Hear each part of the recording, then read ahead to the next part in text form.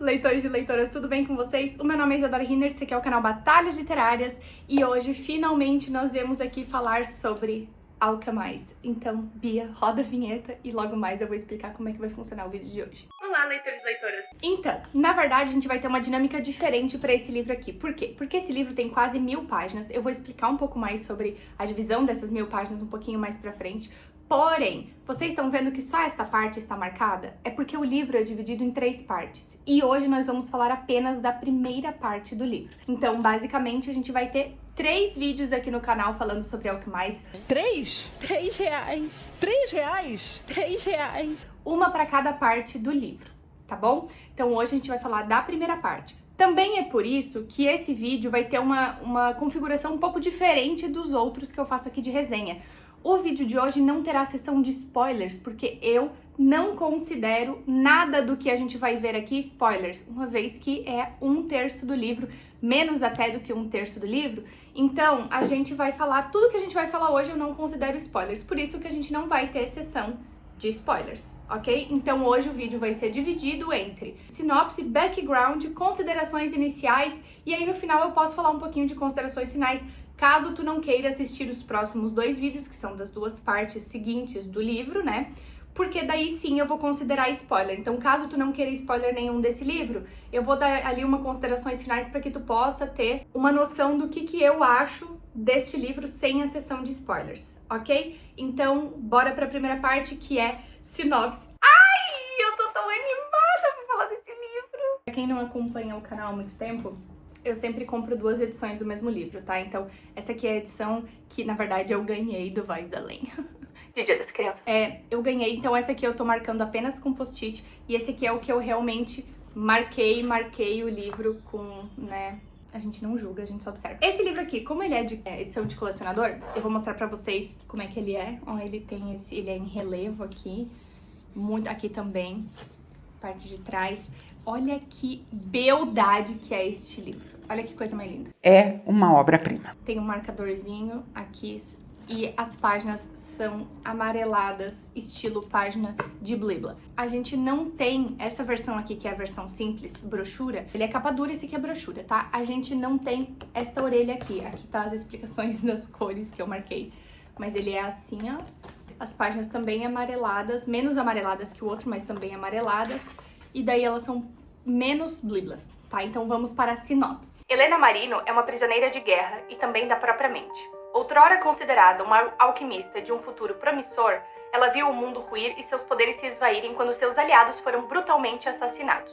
Após um longo e violento conflito, o uso da necromancia se tornou o modus operandi e uma nova classe dominante, formada por guildas corruptas e necromantes perversos, assumiu o controle de Palladia. Os novos governantes mantêm Helena em cativeiro e, de acordo com os registros, ela era uma figura de pouca importância na hierarquia da resistência. Mas, quando seus carcereiros descobrem que a memória da prisioneira foi alterada, surge a dúvida se o papel dela durante a guerra era tão irrelevante quanto se imaginava. Para revelar o que as profundezas da sua memória escondem, a mulher é enviada ao comando de um dos mais implacáveis necromantes do Novo Mundo. Aprisionada em meio a ruínas de uma propriedade sombria, Helena luta para proteger seu passado perdido e preservar os últimos resquícios de quem foi um dia. Mas o martírio está apenas começando, pois sua prisão e seu captor têm os próprios segredos e ela terá que desvendá-los, custe o que custar. E essa aqui é a nossa autora, Sen Liu. Vamos lá então para background, que é uma coisa que eu acho que eu fiz uma vez e fiz muito aqui no canal, mas para essa história é muito importante. Por quê? Alchemized, essa belíssima obra-prima aqui, nasceu de Manacled. Manacled é uma fanfic de Harry Potter escrita por Sen Liu. A gente já conhece vários universos que foram criados a partir de fanfics, né? A gente tem aí 50 Tons de Cinza, que veio a partir de Crepúsculo. Então, assim, After mesmo, que é uma fanfic de One Direction. Então, assim, a gente conhece o universo de fanfics. Mas essa em específico é uma bem interessante, porque muitos fãs de Harry Potter, muitos mesmo, sempre torceram para que a Hermione terminasse com o Draco ao invés do Ron. E nessa fanfic, não apenas ela é capturada pelo Draco, entre aspas, como o lado do Voldemort ganha a Segunda Guerra Bruxa e todo mundo da Ordem da Fênix e da Armada de Dumbledore morre. Então, esse é o background de Manacled. Agora, com isso em mente, eu vou passar tudo isso pro lado para que tu não tenha isso em mente quando lendo esse livro. Porque quando tu lê, se tu tiver lido Manacled, tu vai ler esse livro aqui e tu vai identificar os personagens que foram modificados. Mas aí a gente vai falar um pouquinho mais sobre isso também mais pra frente. Outra coisa, a Sandy Yu, que é essa maravilhosa autora, ela usou como base de pesquisa para escrever esse livro, o livro da Svetlana, que é A Guerra Não Tem Rosto de Mulher. Isso ela falou em uma entrevista. Eu li esse livro durante a minha faculdade, quando a gente estava estudando o jornalismo literário, e a Svetlana é maravilhosa. E ela pegou isso justamente por conta de todo o contexto que esse livro traz, que daí a gente vai falar mais em considerações iniciais. E acho importante também falar aqui na fase de background que este livro, os direitos do livro, foram vendidos por 3 milhões de dólares para essa produtora aqui para transformar em filme. Que aí é outra coisa que eu vou mencionar lá pro final, lá em considerações finais, porque é uma coisa que me preocupa um pouco. Agora, importante, tô aqui com o meu roteiro. Vou ler. Esse livro aqui tem muitas páginas, então ele pode parecer cansativo, mas, primeiro, ele nasceu de uma fanfic. Então, as adaptações demoram pra fazer, porque na fanfic tu já conhece os personagens, já conhece as formas que o personagem funciona e tudo mais. Aqui tu tem que recriar tudo isso do zero. Lembrando que uma fanfic, ela não começa de um ponto inicial. Ela já começa depois que algum fator importante aconteceu. Então aqui ela não tem que apenas explicar o universo, como ela tem que explicar esse fator importante por inteiro, além do background dos personagens. Então isso é muito importante. Eu vou dar um exemplo do próprio Harry Potter. No primeiro livro Harry Potter, a gente é introduzido ao mundo mágico junto com o personagem. Então não é uma coisa que o personagem já sabe que existe. A gente aprende junto com ele como funciona. E mesmo assim, conforme ele vai crescendo, ele vai aprendendo diferentes coisas sobre aquele universo que vão acrescentando. Só que isso é uma série de vários livros. Aqui a gente tem que reunir tudo isso em um só. Então ela tem que apresentar os personagens, o background dos personagens, o universo inteiro, o fator importante que causou o que tá causando no livro, mais o enredo. Então é muita coisa para um livro só, por isso que ele é muito grande e por isso que sim, o meu pano para ele é de todas as cores do arco-íris. Porque quem falar mal dele eu vou ficar puta. Se liga, fica ligada, hein? Depois, a gente tem que entender que para esse livro ser tão longo, ele é longo assim porque ele tem muita sensibilidade por trás. A gente tá falando de um mundo pós-guerra, não é um mundo guerra ou pré-guerra, como a gente conhece em muitos outros universos. A gente tá falando de um mundo pós-guerra e as mazelas que acompanham esse mundo pós-guerra. Por isso que também demora muito pra explicar. Como eu mencionei antes, tem que setar todo esse universo, né? Mas o que eu esqueci de falar foi assim, é um universo imenso em um só livro. Em outros livros de fantasia, geralmente a gente tem explicação básica no primeiro livro e depois a gente vai se aprofundando no restante, que é muito complexo. Então, sabendo de tudo isso, hoje nós teremos a primeira parte do livro, tá? E aí nos próximos vídeos a gente vai ter a segunda e a terceira parte, mas segura teus cavalos que a gente vai chegar lá. Então vamos passar para considerações iniciais. Também, antes que eu esqueça, esse vídeo, obviamente, como tu consegue ver aí, é muito longo. Então pega uma pipoquinha, pega um cafezinho, pega alguma coisa, eu já tô aqui com o meu bom chimarrão. Bom, primeira coisa, como vocês viram antes, o livro tem muitas marcações apenas na primeira parte. E eu separei essas marcações da seguinte forma. Salmão, informações explicativas do universo. Amarelo, asteriscos. Aquela coisa que eu achei que talvez pudesse ser interessante, que a gente marca mesmo assim, coloquei como asterisco. Laranja, do roteiro que vai vir a ser importante. Verde, personagens que eu considero que são importantes. E rosa, romance e emocional. E aí aqui pro final vocês vão ver que tem uns azul meio escondido aqui, que foram partes que me doeram. Muitas marcações apenas para a primeira parte. Vamos entender um pouco o que acontece logo quando tu abre o livro. A gente vê essa nota aqui da autora. E essa nota da autora eu vou ler para vocês, porque eu acho absurdamente importante. Esse livro é uma obra de ficção que explora muitos dos aspectos mais estarrecedores da guerra e da sobrevivência.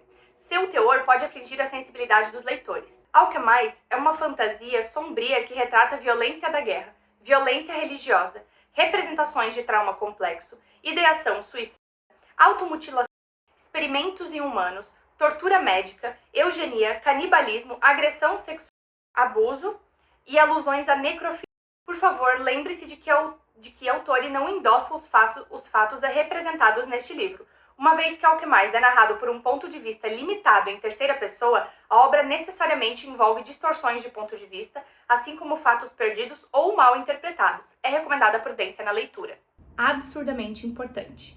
Gatilhos. Esse livro tem de sobra. Se for uma pessoa sensível, cuidado ao ler esse livro, de preferência nem vai ler, porque é bem pesado mesmo. Ele fala sobre as mazelas de uma guerra, estando na pele de uma mulher, que é prisioneira de guerra. Vocês sabem o que acontece. Segura, cuidado. A gente conhece a Helena Marino, que é a nossa personagem principal.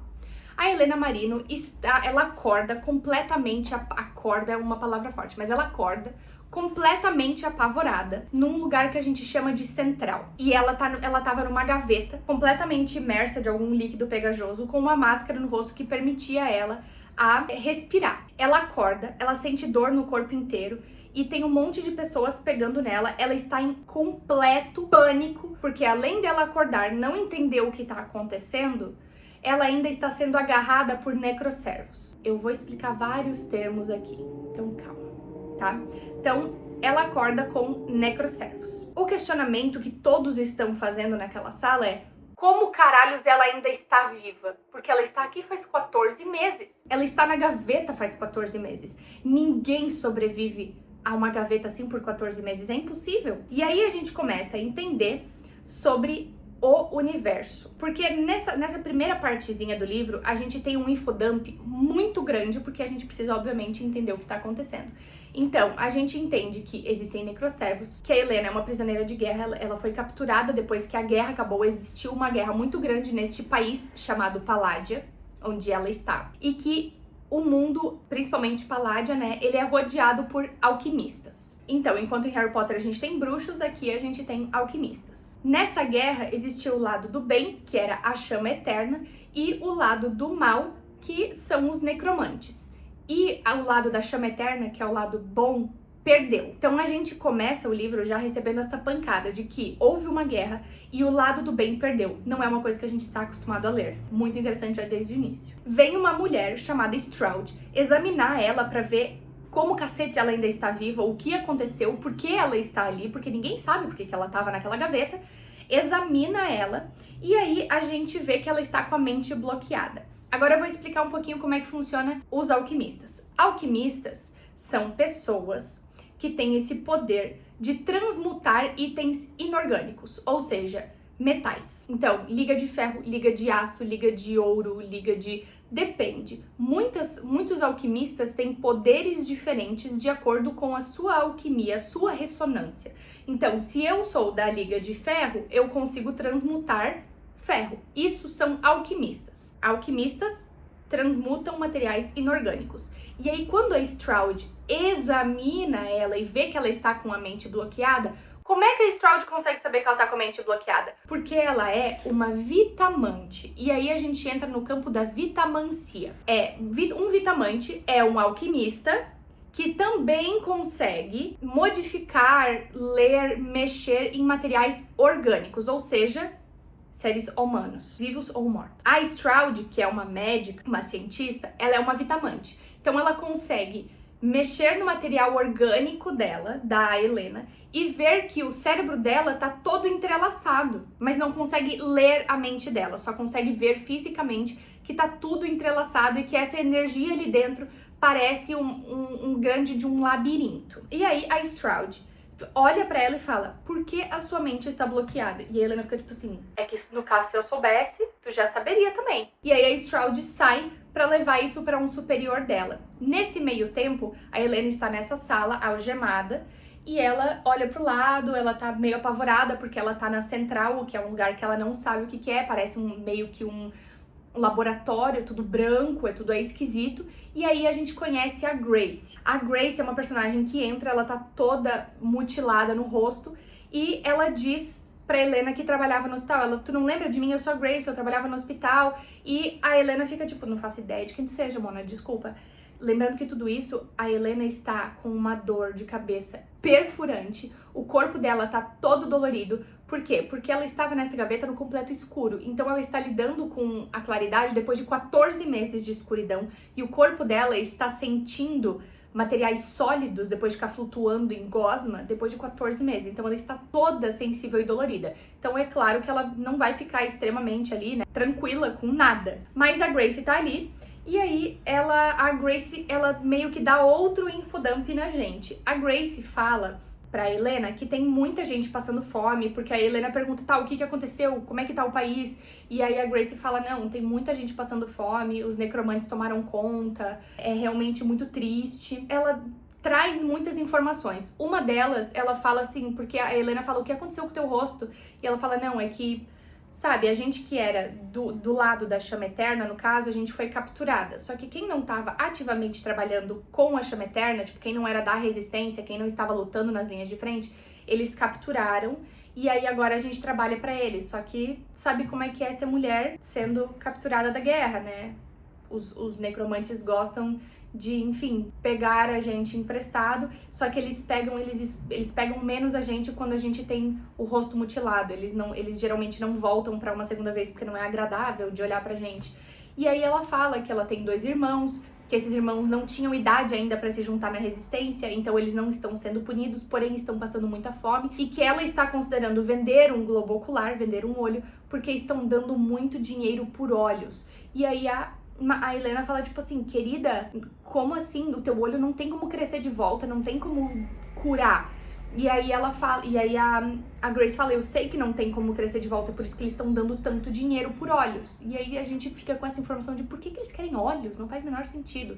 Mas, de qualquer modo, né? E aí entra-se toda numa conversa sobre a Lila Bayard. A Lila Bayard, e aí a frase é, a Lila Bayard é a primeira que eles trouxeram de volta.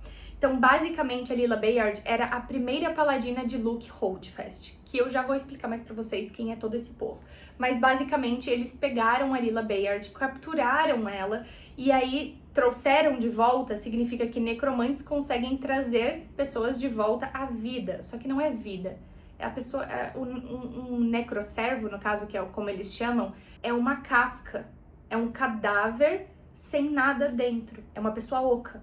Meu Deus. E eles trouxeram ela de volta e deixam ela nos portões da cidade para que tu passe, e daí ela fala, a gente tem que passar por ela todo dia, hoje ela só tá ossos, é só osso, não tem mais carne, não tem mais nada. E eles acham engraçado. Então eles usam muito as pessoas que eram de alto escalão como exemplo, né, do que pode acontecer. E é de uma forma muito cruel mesmo, porque não é só, matou, enterra, esquece sobre a existência daquela pessoa que já é muito ruim. Não, eles fazem questão de sabe, é cruel, é bem cruel. Enfim, a Gracie vaza, corre, foge, porque a Stroud está voltando e a Gracie tem medo de qualquer pessoa, é bem entendível. E a Stroud volta e leva a Helena para conhecer o Moe-Rogue. O Moe-Rogue é o necromante supremo. Pra vocês entenderem em termos, o Moe-Rogue é o Voldemort. Então, ele é o necromante supremo, ele tem uma ressonância imensa, e assim que ela chega, ela já olha ele, ela olha para aquele formato e ela fica apavorada, porque ele tem pele descolando, ele tá meio em estado de putrefação, mas também não tanto assim. Ele tem uma cadeira formada de corpos humanos, o que é muito escroto, e ela descreve ele como tendo ossos demais. Ele parece ser ele é muito alto, ele tem ossos demais nas mãos, é esquisito. E aí, por que ela é levada? Porque acham que a mente dela esconde alguma coisa. Nesse meio tempo a gente entende que a Helena fazia parte ativamente da resistência da Chama Eterna, e que como a mente dela está bloqueada, eles acham que esconde alguma informação crucial sobre a Chama Eterna, ou sobre alguma informação crucial do que aconteceu naquela época. Mas a mente dela está bloqueada e ninguém consegue desbloquear naquele momento. A gente conhece o Chisale, que é um metalúrgico que trabalhava com a Chama Eterna. Então a Helena fica tipo assim, deixa eu ver quem que é esse traidor que tá aqui porque trabalhava com nós e tá aqui hoje trabalhando com eles. E aí o Chisale entra só para trocar as algemas que ela tem. Ela está usando umas algemas assim, né? E aí quando ele chega, ele troca por algemas novas que perfuram a pele dela, fazem tipo um infinito na pele dela. E isso faz o quê?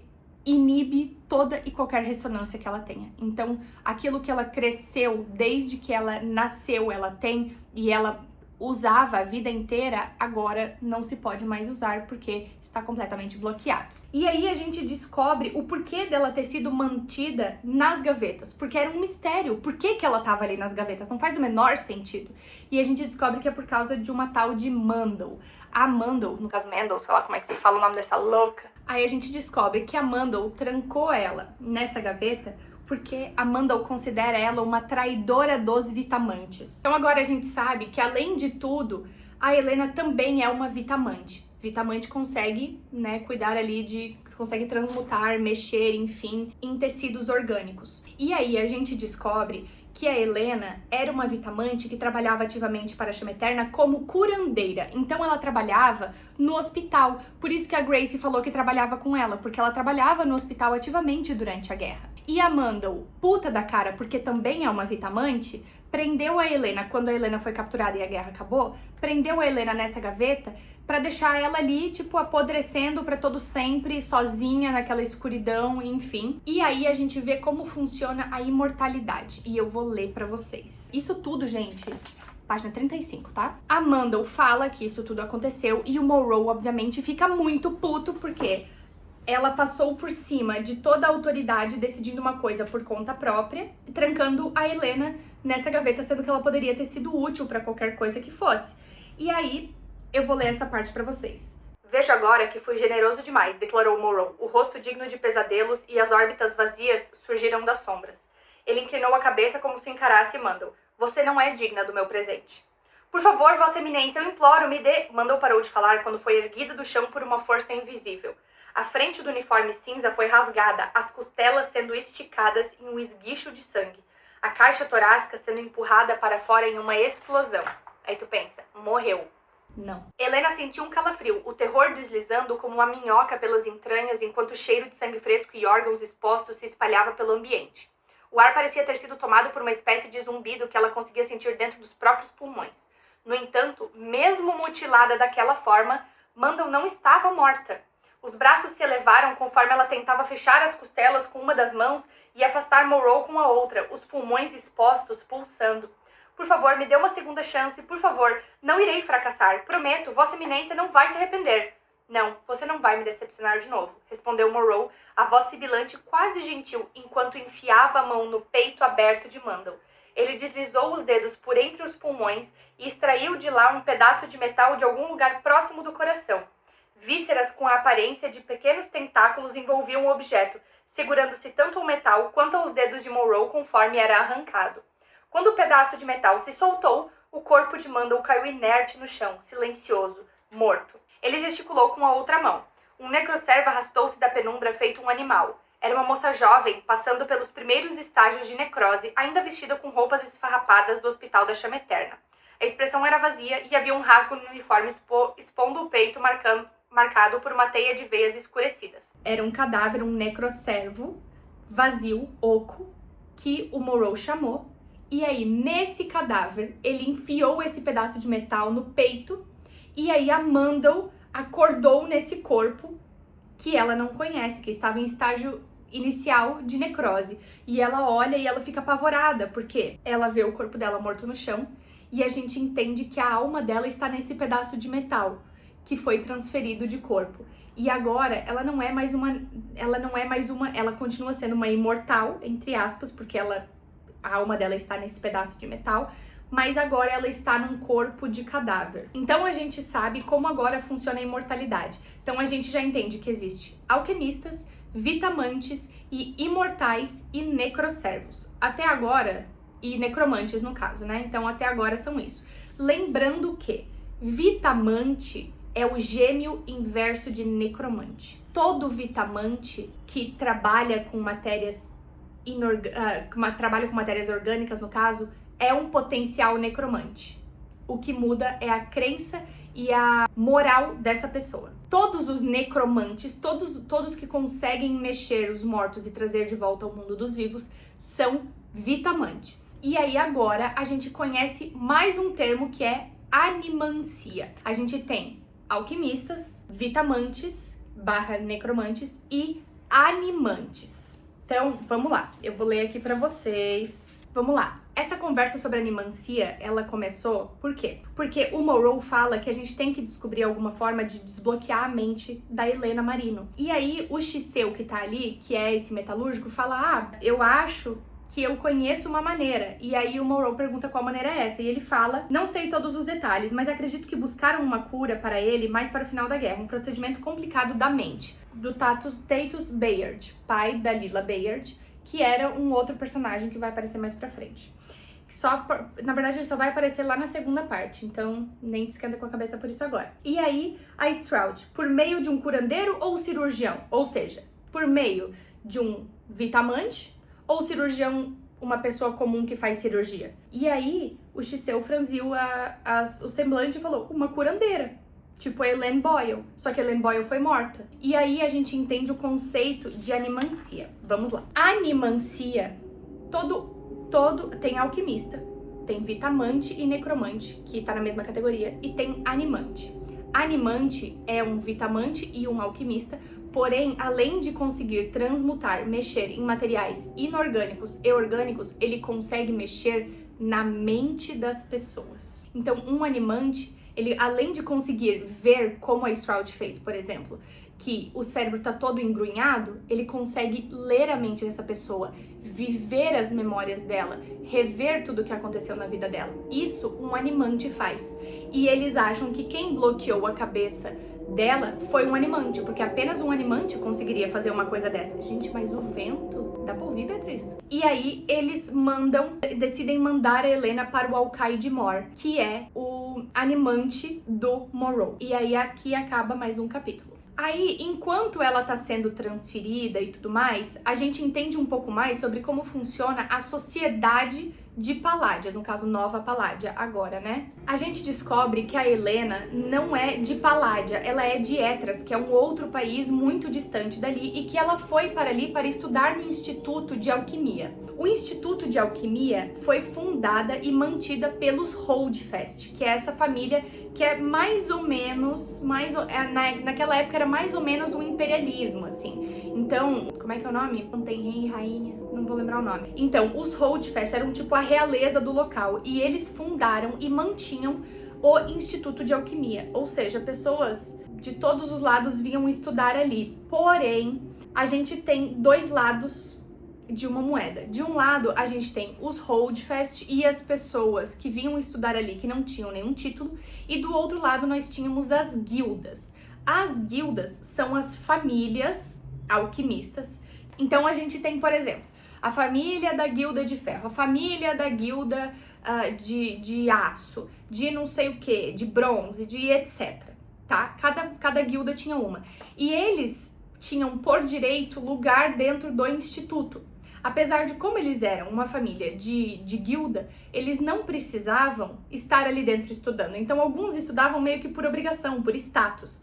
Mas a grande maioria deles não precisavam, porque já tem um futuro garantido dentro da sua própria guilda. A Helena ganhou bolsa para estudar ali no instituto. Então ela foi trazida de Etras, que é o seu país natal, ela foi trazida de Etras para estudar dentro do Instituto de Alquimia, que era comandado pelos Holdfast, que eram essa família da realeza. Então a gente tem a família da realeza, que são os Holdfast, e as guildas é como se fossem ali a elite daquele país. E aí o que acontece? Quando ela foi para Paládia, ela foi acolhida pelos Holdfast, especialmente por Luke Holdfast, que é o filho do principado. Principado, que era o Principado Apolo nessa época, era tanto o diretor desse Instituto de Alquimia, quanto a maior autoridade. Então tinha ele, o conselho e o resto do povo, entendeu? E aí, o Luke Holdfast tinha a mesma idade da Helena, e eles estudaram juntos.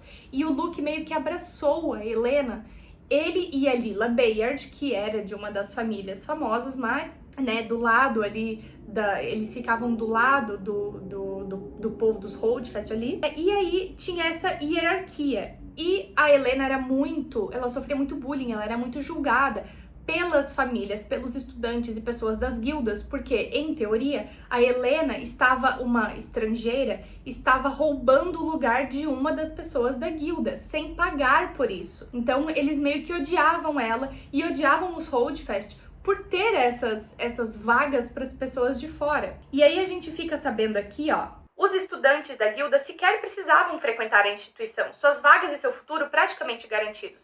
Para eles, a matrícula lá era um símbolo de status. Assim que obtinham o certificado, partiam. Mas Helena era especial, fora ela que ficara depois do 5º ano, que estudara além dos fundamentos principais da alquimia. Ela ascenderia os andares mais altos, faria descobertas e se dedicaria ao tempo de trabalho que mudaria o mundo. O nome dela seria lembrado por toda a eternidade. Por que a família dele iria querer mais um estudante de guilda no instituto quando poderiam ter alguém como ela? Alguém dedicada, alguém que estudasse de fato, alguém que tentasse mudar o mundo, que melhorasse o mundo. Por isso existiam essas vagas. E ali a gente fica sabendo um pouco mais do Luke. Luke sempre tivera talento para fazer com que Helena se sentisse especial em vez de dolorosamente deslocada. Ela desejara provar que ele estava certo, que ela era alguém, que valia a pena acreditar em seu potencial. A família dele não se equivocaria quanto a quem ela era. Então, ela tinha algo para provar. Não apenas ela precisava provar para os outros que ela era boa mantendo a sua bolsa, como ela precisava ser a melhor, porque ela precisava provar que ela merecia ter aquele lugar. E isso a gente descobre muito sobre como funciona a sociedade em Paládia. Tem o povo simples, ou que tem uma alquimia muito fraca, ou que não tem alquimia. A gente tem o povo das guildas, que são a elite, e a gente tem os Holdfast, que são e daí o conselho dos Holdfast, a galera que trabalha ali ao redor dos Holdfast, que é um outro tipo de dinâmica, mas que também é muito interessante. E é muito, muito legal saber dessa sociedade, de como ela é dividida. Então, enquanto a Helena, isso tudo a gente fica sabendo por quê, tá? Porque ela tá pensando ali, enfim. E aí depois, enquanto a Helena é preparada para ser levada para o Alcaide Mor, a Stroud repara que ela não tem muitos registros dela no hospital, mesmo sendo curandeira. Porque, que nem eu falei, a Helena trabalhava no hospital como curandeira e, por isso, ela deveria ter vários registros. Porém, o que acontece? Ela não tem esses registros e a Stroud vai confrontar ela sobre isso. E aí a Helena fala que, por mais que ela fosse uma curandeira vitamante que trabalhasse no hospital, não tinham registros sobre elas porque o Falcão Matias pedia para que não tivesse. Falcão Matias, o Falcão, nome Falcão, é um título dado para o conselheiro espiritual dos Holdfast. E no caso era o Matias nessa época. E ele não deixava com que ela tivesse registros e tal. Por quê, tá? O Falcão Matias, conselheiro espiritual do Conselho da Chama Eterna e superior direto de Helena, tinha sido bastante rígido nas exigências de que o uso de vitamancia não deveria ser imortalizado de nenhuma forma que o glorificasse. Atos de vitamancia, dissera ele, poderiam ser purificados apenas por intenções altruístas. Embora a existência de curandeiros fosse relativamente comum nas áreas remotas de Paládia, a vitamancia era tão rara que suscitava todo tipo de boato sobre o que os vitamantes eram capazes de fazer, ou seja, poderiam ser necromantes, né? Que poderiam controlar os vivos, assim como os necromantes controlavam os mortos, e fazer transmutações inomináveis sobre a carne viva. E aí a gente entende um pouco sobre como vitamancia era vista naquele universo, porque vitamantes são extremamente raros. E vitamante, pela chama eterna, pela ordem da chama eterna, ou seja, o lado do bem, religiosamente falando, era considerado uma abominação da alma. Era considerado uma coisa, uma aberração. Tudo isso por quê? Porque poder modificar tecidos orgânicos, poder prolongar a vida de forma inatural, ou seja, que não tenha cura tipo cirúrgica, física, tátil, que seja por ressonância essa cura, não é uma coisa natural, da ordem natural da vida. E isso era tido como abominável. Ou seja, a Helena era considerada uma aberração. E por isso, por ser considerada uma aberração, ela poderia trabalhar ali, no hospital, porém apenas com atos altruístas. Por isso que ela tinha que ser uma curandeira. Porque quando tu cura outra pessoa, os teus atos são altruístas. Tu não está usando a tua vitamancia em teu benefício próprio, é em benefício de outra pessoa. E também por isso não deveria ser glorificada. Atos de vitamancia não poderiam ser glorificados. Por isso não tinham registros sobre as coisas que ela fazia dentro do hospital. Considerando que ela era absurdamente fodástica em curar as pessoas e ela curou milhares de pessoas, milhares de vezes, ela não poderia receber nenhum crédito por isso, porque ela é uma aberração e, na verdade, ela só está curando sua alma através desses atos altruístas. E a gente tem uma discussão muito interessante de que a Stroud fica extremamente revoltada com a Helena, por sinal, porque ela fala pra Helena assim, ela fica muito puta com a Helena mesmo por ela trabalhar com a Chama Eterna, e ela fala pra Helena, como é que tu consegue trabalhar, ficar do lado de um grupo que te considera uma aberração? Porque ela também é vitamante, e ela também era considerada uma aberração, por isso que ela foi para o outro lado. Por isso que ela foi para o lado dos necromantes. A Stroud fala pra Helena assim, tu era considerada uma aberração, tu era considerada uma coisa ruim. Como tu ficou nesse lugar? E aí a gente consegue entrar em 1 zilhão de conversas sobre como isso pode trazer, né, pro nosso mundo, em questão de pautas políticas e sociais, que eu não vou fazer, porque já vai ter hipocrisia o suficiente minha daqui a algumas páginas. Eu sou hipócrita sim, vai fazer o quê? Vai fazer o quê? Tu quer fazer alguma coisa? Daí essa conversa meio que acaba e a gente vê o Crowder. O Crowder, ele é um personagem. Ele é a Helena fica muito chocada vendo ele, porque ele é um dos 5 membros do Conselho da Chama Eterna. Então o que ele tá fazendo ali? Só que aí logo depois ela percebe que não é o Crowder. É um imortal usando o cadáver do Crowder. E aí é muito importante a gente entender como funciona imortais usarem cadáveres de outras pessoas. Por quê? A alma desses imortais ficam nesse metal, que é chamado de lumítio. E o corpo da pessoa é o que segura, é o que contém a ressonância. Ou seja, quando o imortal vai de um corpo para outro, ele não consegue levar a própria ressonância. Ele precisa usar a ressonância de um corpo novo. Por isso, inclusive, que o Monroe puniu a Mendel colocando a alma dela em um outro corpo, porque ela não era mais vitamante. Ela só tinha alguma outra ressonância que muitas vezes ela não sabe mexer. Porque imagina, vou dar um exemplo, tá? Tu a vida inteira fala com uma entonação de voz, ou tu anda com um certo tamanho de corpo, digamos tu seja extremamente baixinho.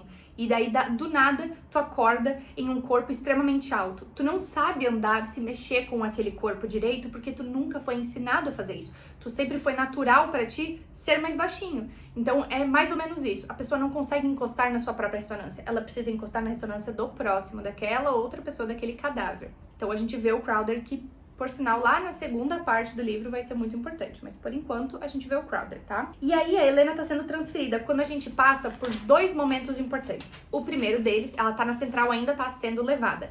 E aí, é legal falar que a central, aonde ela se encontra, é o Instituto de Alquimia. Só que agora ele tá todo reformado para Nova Paládia. E aí, o quadro que a gente vê um quadro, e esse quadro é de Artemont Bennett. Vai ser importante lá pros Cafundó do Judas. Que era esse cientista sádico e maluco que fazia experimentos em pessoas. E aí a gente passa por uma personagem chamada Penny, que está numa cadeira de rodas, claramente passando fome, muito fragilizada. E aí olha pra Helena e fala, Helena! E a Helena reconhece ela e tipo, Penny, tá tudo bem e tal? E ela, Helena, desculpa, a gente devia ter te ouvido, tu tava certa. E aí a gente fica, sobre o que a Helena tava certa? Porque daí elas são afastadas uma da outra. Então, aqui a gente chega nas 50 páginas, que é esse primeiro marcador aqui, ó. A primeira parte do livro tem 260 páginas, tá? Então, só pelo tempo aí de vídeo. Aí a gente vê finalmente a Helena chegando para ser entregue ao Alcaide Mor. E aí já se torna todo um medo, porque o Alcaide Mor, a gente não sabe quem é. O Alcaide Mor, ele não era importante no nível da Helena lembrar. Então foi apagado da memória dela junto com, basicamente, 4 anos de guerra. De 2 a 4 anos foi completamente sumiu, evaporou da cabeça dela. Ela não faz ideia do que aconteceu. Então a gente fica perdido sobre quem é o Alcaide Mor. E a gente chega na Torre Férrea. E a Torre Férrea pertence aos Ferron, que é da Liga de Fé. A gente finalmente conhece o Alcaide Mor, que a gente achou que ia ser um cara meio veião, assim, mas não, é o Ferron. É o Ferron. Tu já sabe quem é, né? E aí agora eu vou falar um pouquinho sobre o Ken Ferron. O Ken é o herdeiro da Guilda de Ferro. Ele é casado com Aurélia, que é uma vaca. Ele era moreno e agora tem o cabelo prateado. Tudo isso a gente fica sabendo pela Helena. Ele era moreno, tinha o cabelo preto, muito magricela.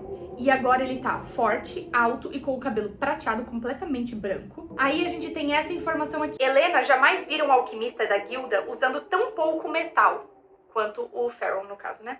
Alquimistas tendiam a carregar metais consigo, como joias costurados nas roupas em bengalas ou armas. Alquimistas incomuns, como os piromantes, holdfasts eram piromantes, fogo, usavam os anéis de ignição sempre, a não ser que fossem forçados a retirá-los. Aurélia estava coberta de metal, mas Farron não. Basicamente, para tu transmutar ou ter poder sobre um metal, tu precisa ter contato com ele sendo alquimista. O Farron não tinha metal com ele, o que se torna muito assustador. E ele é um animante. Então ele é um alquimista, vitamante e animante. Muita coisa envolvida nisso aí. Ele despiu uma das luvas pretas, revelando uma mão pálida de dedos compridos. Um vitamante, dissera Grace. É óbvio, ele não precisava de metal. Por quê? Não sei. Então, a Aurélia, ela é uma vaca. Mencionei isso pra vocês, né? Pois é. Ela tá observando enquanto a Stroud espera o Kane olhar pelo cérebro da Helena pra ver o que tá acontecendo. E aí ele encosta nela e a visão dela fica completamente vermelha. E aí a gente tem que falar um pouco sobre transferência. O que é isso? Transferência é o que um animante consegue fazer entrando literalmente na mente de outra pessoa. Então encosta nela e a partir desse momento eu consigo viver tudo que essa pessoa já viveu. Então isso é chamado de transferência, de uma transferência momentânea de corpo. E ele precisa fazer isso para descobrir o que tem no cérebro dela, o que tem na mente dela. E aí, quando a gente vê isso acontecendo, a gente entende que dói pra um grande caralho. Então a Helena passa muita dor. É uma espécie de tortura, porque ela não consente com nada disso. É horrível. Mas piora muito. Então, aí em certo momento, isso passa. E a Helena olha pro lado e ela vê um monte de sangue e ela meio que trisca, assim, porque ela tem muito estresse pós-traumático. E aí a Stroud fica tipo assim, garota, o que foi? E ela, o sangue. E ela, que sangue? Tu não tá vendo o sangue? Daí ela olha pro lado e é um buquê de rosas vermelhas. E aí, quando isso acontece, a Aurélia dá um sorriso. E a Aurélia é uma vaca. E aí a Stroud deixa ela, a Aurélia leva a Helena até o quarto dela. A Helena entra no quarto, é um quarto super simples, porém super organizado. Tem uma cama, tem um armário, tem um banheiro pra ela. E a Aurélia deixa ela ali dentro.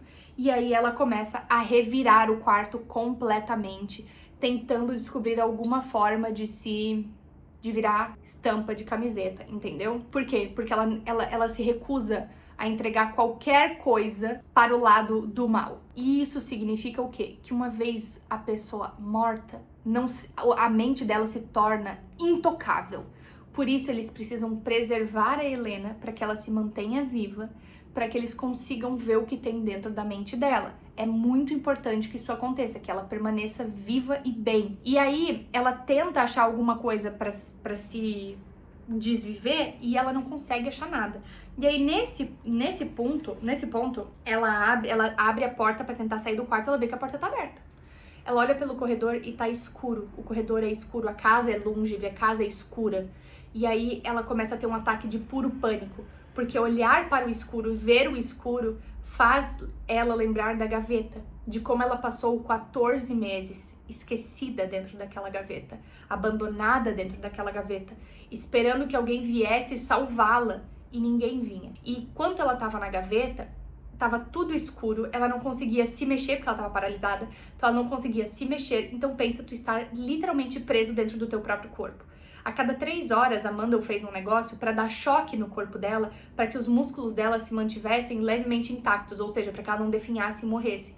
Então ela ficou ali presa na própria mente, levando choque a cada 3 horas para que o corpo dela respondesse, sem conseguir descansar. Então eu imagino o pânico que ela não passou e o estresse pós-traumático que ela tem agora. É muito pesado. E aí depois ela volta para dentro do quarto e fica dentro do quarto. E aí a gente vê um pouco do tratamento com que ela é recepcionada, o tratamento maravilhoso de Aurélia. Em primeiro lugar, ela recebe roupas, todas tingidas de vermelho, o que mostra que a Aurélia é mais vaca ainda do que tu pensava, porque ela viu que a Helena não reagiu bem ao vermelho. O segundo ponto é a comida. Ela recebeu uma gororoba e ela fala que parece que foram vários restos de comida fervidos juntos até tudo perder o sabor e a cor, e era aquilo que ela tinha para se alimentar, então ela se recusou a comer, porque primeiro ela nem conseguia, o estômago dela já estava embrulhado, e segundo, aquilo era tão horrível que ela não conseguia comer. E aí, na página 78, a gente tem a primeira tentativa de transferência,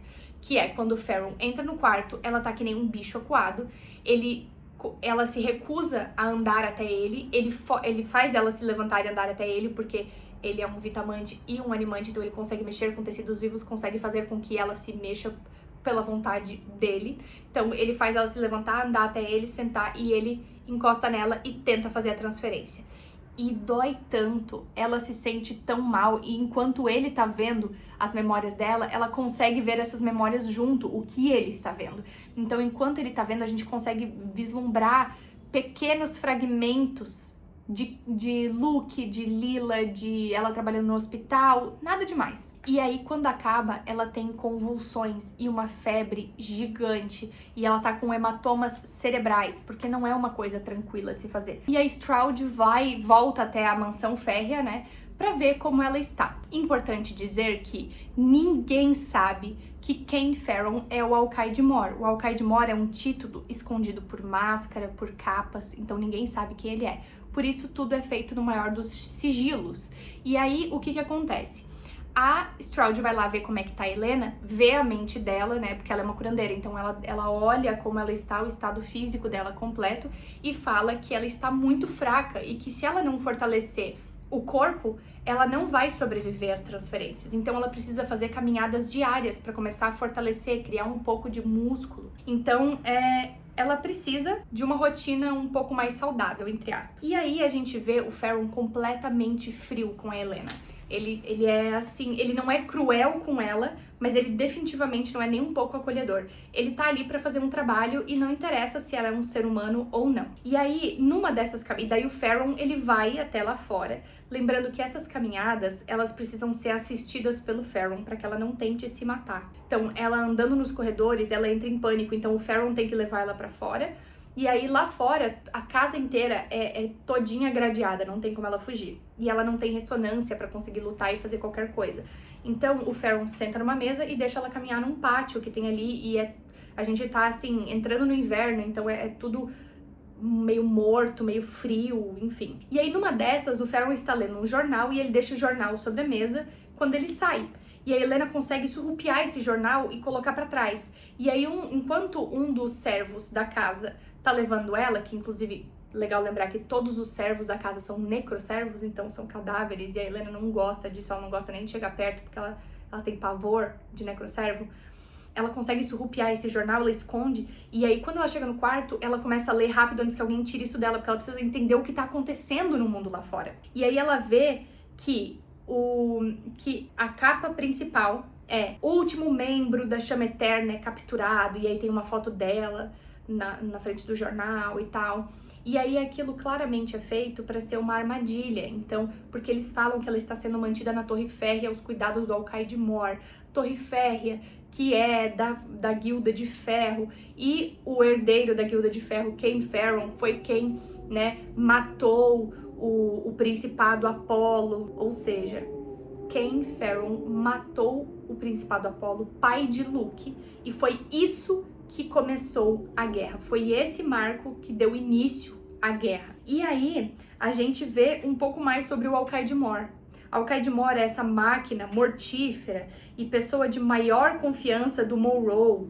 E basicamente, todo o trabalho sujo, quem faz é ele. Ai, precisa capturar não sei quem. Manda o Alcaide Mor, que o Alcaide Mor captura. Ai, precisa executar não sei quantas pessoas em praça pública. Chama o Alcaide Mor, ele faz. E ele faz de forma rápida, limpa e eficiente. Então, ele é o general dos generais, a pessoa que o Monroe mais confia, que o Necromante Supremo mais confia. No jornal também, a Helena lê sobre um programa que a Stroud está começando. E esse programa é o programa de reprodução de Nova Paládia. Vamos falar sobre o programa de reprodução de Nova Paládia. Por que ele é uma iniciativa de Stroud? Porque muitos alquimistas, ou seja, muita mão de obra que era essencial para a vitalidade de Paládia, morreu na guerra, porque a grande maioria do povo estava do lado da Chama Eterna, do lado do bem. E aí o que acontece? Muita dessa mão de obra faleceu. Eles precisam de pessoas com talento, com alquimia. Então, a gente sabe como funcionam os programas de reprodução, né? Só que a gente não tem noção de como esses programas de reprodução funcionam numa guerra, porque muitas vezes não é uma coisa voluntária. Lembra da Grace, por exemplo, que trabalhava no hospital, que trabalhava do lado da chama eterna, que foi capturada, ela tem ressonância. Vocês acham que ela vai entrar no programa de reprodução de forma voluntária? Que algum general vai pegar ela e ela vai falar, nossa, ótimo, vamos. É só o começo disso aí, tá? Depois a gente vai elaborar mais sobre isso. Passam-se alguns dias e a gente sabe que os Vitamantes são esterilizados. Então, a Stroud tá examinando a Helena, lembrando que, assim, muita coisa acontece ali, né? Muitas tentativas de transferência, muita leitura de mente de parte de Ferron, que só interage com a Helena pra isso. E aí a Stroud vai lá sempre com uma certa frequência pra examinar ela, ver se tá tudo bem. E aí a Stroud fala pra ela, sabe, é uma pena que eu não possa usá-la para os testes do meu programa. Reli os seus documentos de internação, você tinha um repertório interessante. Ou seja, a Stroud estudou sobre a Helena e viu que ela é muito inteligente, muito talentosa com ressonância. E aí a Helena, a Stroud falou assim, quando o Alcaide Mor terminar com você, acho que pedirei para que ele envie para mim, para o programa de reprodução. E aí reforça tudo que eu falei sobre não ser voluntário em questão de guerra. Não é voluntário. E aí a Helena fala, bom, não adiantará de muita coisa, fui esterilizada. E aí a Stroud cutucou o abdômen dela e perguntou quando que isso aconteceu. E a Helena fala, e essa parte é muito importante. Foi uma das condições do Falcão Matias para permitir minha entrada na cidade. Como a vitamancia é uma corrupção da alma que tem início no útero, poderia ser transmitida. Como curandeira, eu já havia feito votos de que não me casaria nem teria filhos, mas ele preferiu garantir. E aí a Stroud, e é claro que você concordou, porque achou que aceitariam o que você é desde que se diminuísse para caber nas expectativas dele. Enfim, como você pode ver, muitas tretas em relação a isso. Mas ela é esterilizada, porque a cura é uma forma de perdão e poder transmitir isso, ou seja, machista pra caralho, inclusive, né? Poder transmitir a vitamancia era um crime ainda maior. Então, para ela ser permitida a entrada na cidade para estudar no instituto, ela precisava ser esterilizada, coisa que ela concordou. Aí o Crowder aparece na mansão e a gente fica, caralho, o que tu tá fazendo aqui de novo, moço? Ou imortal no corpo do cadáver do Crowder. E aí a gente aprende que quem está no corpo do Crowder é o Artreus. Artreus é o pai do Kane Ferron. Alegria, né? Aí, lá na página, isso passam dias, muitas outras transferências, etc. Lá na página 117, a gente vê que o Ferron dá pra ela um comprimido pra ela não sentir nada, pra que as emoções dela se vazam. Pra quê? E ele fala pra ela, pra eu não ter que te transportar sempre pela casa aí pra tu poder ir lá fora e tal.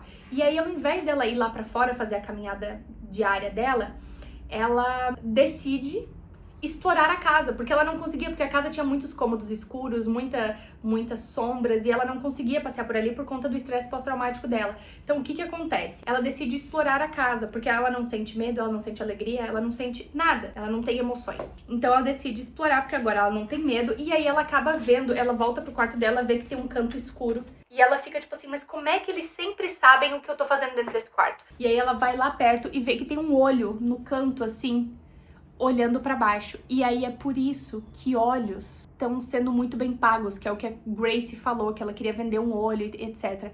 Porque olhos estão ali como câmeras vivas. Tu consegue ter total e completa noção do que está acontecendo em um lugar se tu tiver um olho ali em cima. Se tu for um vitamante e conseguir modificar esse tecido orgânico pra ficar ali em cima. Por isso é tão importante. E aí, no outro dia, ela tem o efeito rebote.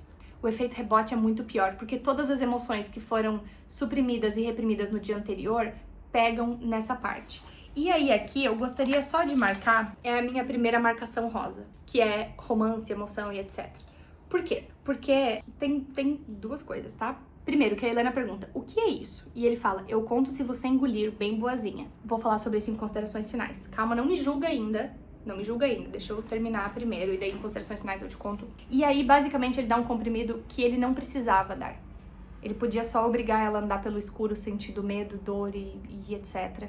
E fazer ela passar por aquilo, mas ele decide dar esse comprimido pra ela, pra que seja mais fácil e pra que ela possa, inclusive, olhar e andar pela casa. Porque ela é uma prisioneira, mas ela é uma prisioneira em liberdade condicional, entre aspas. Ela tá sobre um cárcere dentro de uma mansão, então ela pode andar por essa mansão, só que ela tem medo de fazer isso. Ela tem medo do que tem dentro da escuridão. Então, a partir do momento em que ela vai com essa pílula e conhece a casa, ela já consegue lidar um pouco melhor em andar sobre aqueles ambientes, porque ela sabe o que tem ali.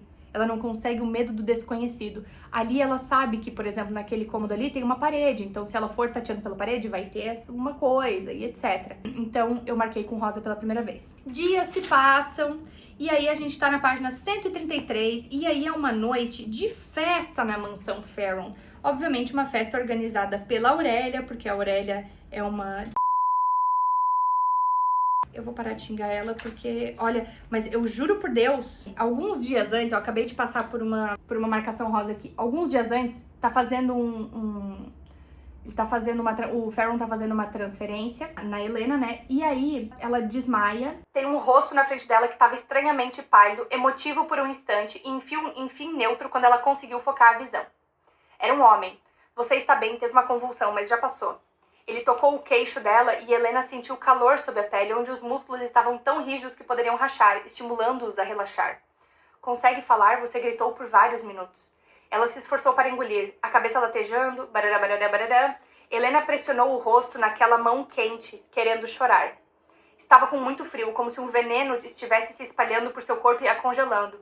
Um som baixo, ofegante, emergiu do fundo de sua garganta. Ela não entendia, não se lembrava de... Quem é você? Perguntou, a voz arrastada entre os dentes cerrados. Um misto de emoções passou pelo rosto do homem, que abriu a boca e em seguida fechou com firmeza. Sou o responsável por cuidar de você, respondeu finalmente, bem devagar, pronunciando cada palavra com atenção. Ele desceu a mão até o lado do pescoço dela, fazendo-a tremer. A ponta dos dedos tocou a curva na base do crânio. Durma, você lembrará de tudo quando acordar. Página 133, Festa da Aurélia. Aqui a gente entende um pouco mais sobre a socioeconomia de Paládia. Então, o que a gente entende? Que Paládia era regida por dois poderes. O poder político, que era ali os Holdfast, as guildas, né? Mas principalmente os Holdfast, e pela fé. Os Holdfast mantinham seus ideais da fé. E aí a gente aprende que eles acreditavam no caso, né, em vários deuses, mas o principal deles era Sol. Sol era o principal deus, que foi quem deu o poder aos Holdfast, o poder do fogo, porque somente a família de Holdfast tinha piromancia. E aí, enfim, muito mais outros deuses que têm outros ideais, e aí vieram várias figuras importantes, muita coisa mesmo que a gente só vai aprofundar lá na segunda parte do vídeo, tá? Mas, tá aqui, ó. Não era difícil prever onde surgiriam grandes números de alquimistas. Esse total tinha correlação com regiões detentoras de grandes depósitos de lumítio. Lembra que eu falei que lumítio é aquele metalzinho da alma dos imortais? Isso é lumítio. A maior mina do continente nortenho ficava nas montanhas, rio acima a partir de Paládia, e o número de crianças com ressonância mensurável nascidas na cidade era mais do que o dobro das taxas dos países vizinhos. As minas de lumítio de Paládia foram a principal causa de uma situação política complicada. O metal só podia ser escavado em segurança por aqueles sem ressonância, pois de outra forma os sintomas da síndrome consumptiva logo se manifestavam. Mas o trabalho nas minas era limitado a uma única geração, pois filhos de mineiros quase sempre nasciam com ressonância mensurável. Paládia constantemente trazia novos trabalhadores para as minas, o que resultava numa explosão populacional constante. E essa era a explicação pela incrível densidade da cidade-estado. As guildas dependiam de lumítio para o processamento, mas não gostavam da competição que a mineração criava. Havia décadas que o Instituto de Alquimia operava em capacidade máxima, o que na prática servia para limitar o número de certificados de alquimia concedidos anualmente. Sem essa certificação, ninguém poderia se declarar alquimista profissional ou usar a ressonância sem um supervisor credenciado.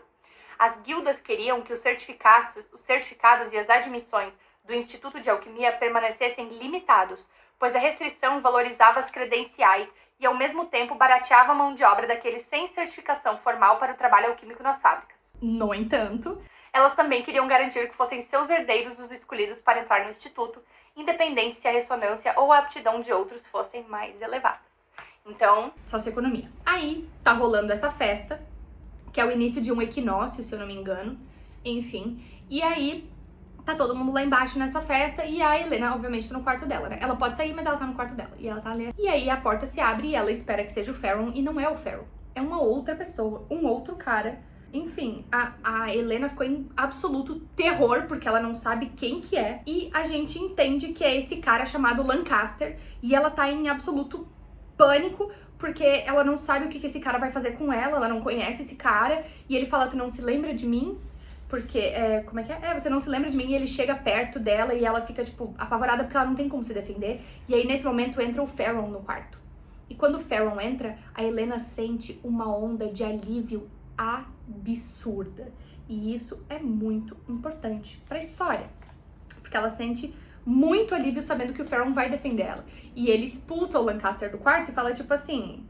Não permito, não divido ela, não permito que tu encoste nela, pode vazar daqui. E aí o Lancaster sai, e aí eles vão embora. E o Lancaster é da família de Níquel, então ele é de uma guilda, tá? E aí, nesse ponto, eles vão embora e a Helena fica tipo assim, bom, se eu ficar aqui no quarto, eu vou ser um patinho sentado esperando pra alguém vir me atacar. Então eu vou sair. Aí ela sai, lembrando que o quarto dela fica no segundo andar, ela sai, anda pelo corredor. E aí ela tá tipo num mezanino, assim, lá embaixo onde tá acontecendo a festa no salão principal, e ela fica escondida atrás de um dos pilares desse mezanino, e ela fica ali, tipo, observando, assim. E aí a gente vê ela indo pra esse lugar e vendo a Aurélia beijando um cara. A Aurélia traindo o marido dela na caruda. E aí a Helena fica tipo assim, puta merda, o Farron quando lê minha mente, ele vai ver que a esposa dele tá tendo um caso. Lascou pra mim, mas foda-se também. Daí ela foi e começou a observar a festa e ela vê como que funciona a nata de Nova Paládia. E ela quer ver se ela reconhece alguém pra ela ter algum tipo de informação, porque ela ainda tem esperança de que alguém da Resistência vai tentar resgatar ela na Torre Férrea. Então ela fica ali observando, tentando pegar o máximo de informações que ela consegue. E aí ela vê duas irmãs, ela vê Stroud e Amandel, ela vê um monte de gente muito importante ali no meio, tá? Nesse ponto, a gente vê uma coisa bem interessante, que é um dos personagens, o Durant, que é uma pessoa importante aparentemente, ele traz uma família, que é um pai e uma mãe e 3 crianças. E aí o Durant fala assim, ai, porque essa aqui é a última família que apoiava a Chama Eterna, de uma guilda que apoiava a Chama Eterna, e os caralho a 4, e enfim, e nananã, e a gente vai se divertir com eles. E aí o Cain fica tipo assim, eu falei que não era pra trazer ninguém aqui. Não é noite de execução, não é noite de tortura, aqui é uma festa, não é isso, eu te falei que não podia. E aí o Durant fica assim, ah, mas por que tu tem que ser assim e tal, e não sei o que. E daí o Cain fala tipo assim, tu quer que eles morram? Beleza, então eles vão morrer. E mata os 4, tipo assim, quebra o pescoço, vai quebrando o pescoço e mata os 4, rápido. E aí eles tiram a família dali e essa execução, ela é muito feita como entretenimento, o que é muito triste. E o Farron, dá pra ver na cara dele, ele não gosta de fazer isso. Ele não gosta de executar assim, mas não é que ele não gosta, mas ele também não... Tipo, ele não faz nada pra impedir. E, inclusive, o cara, ele fala que ele não...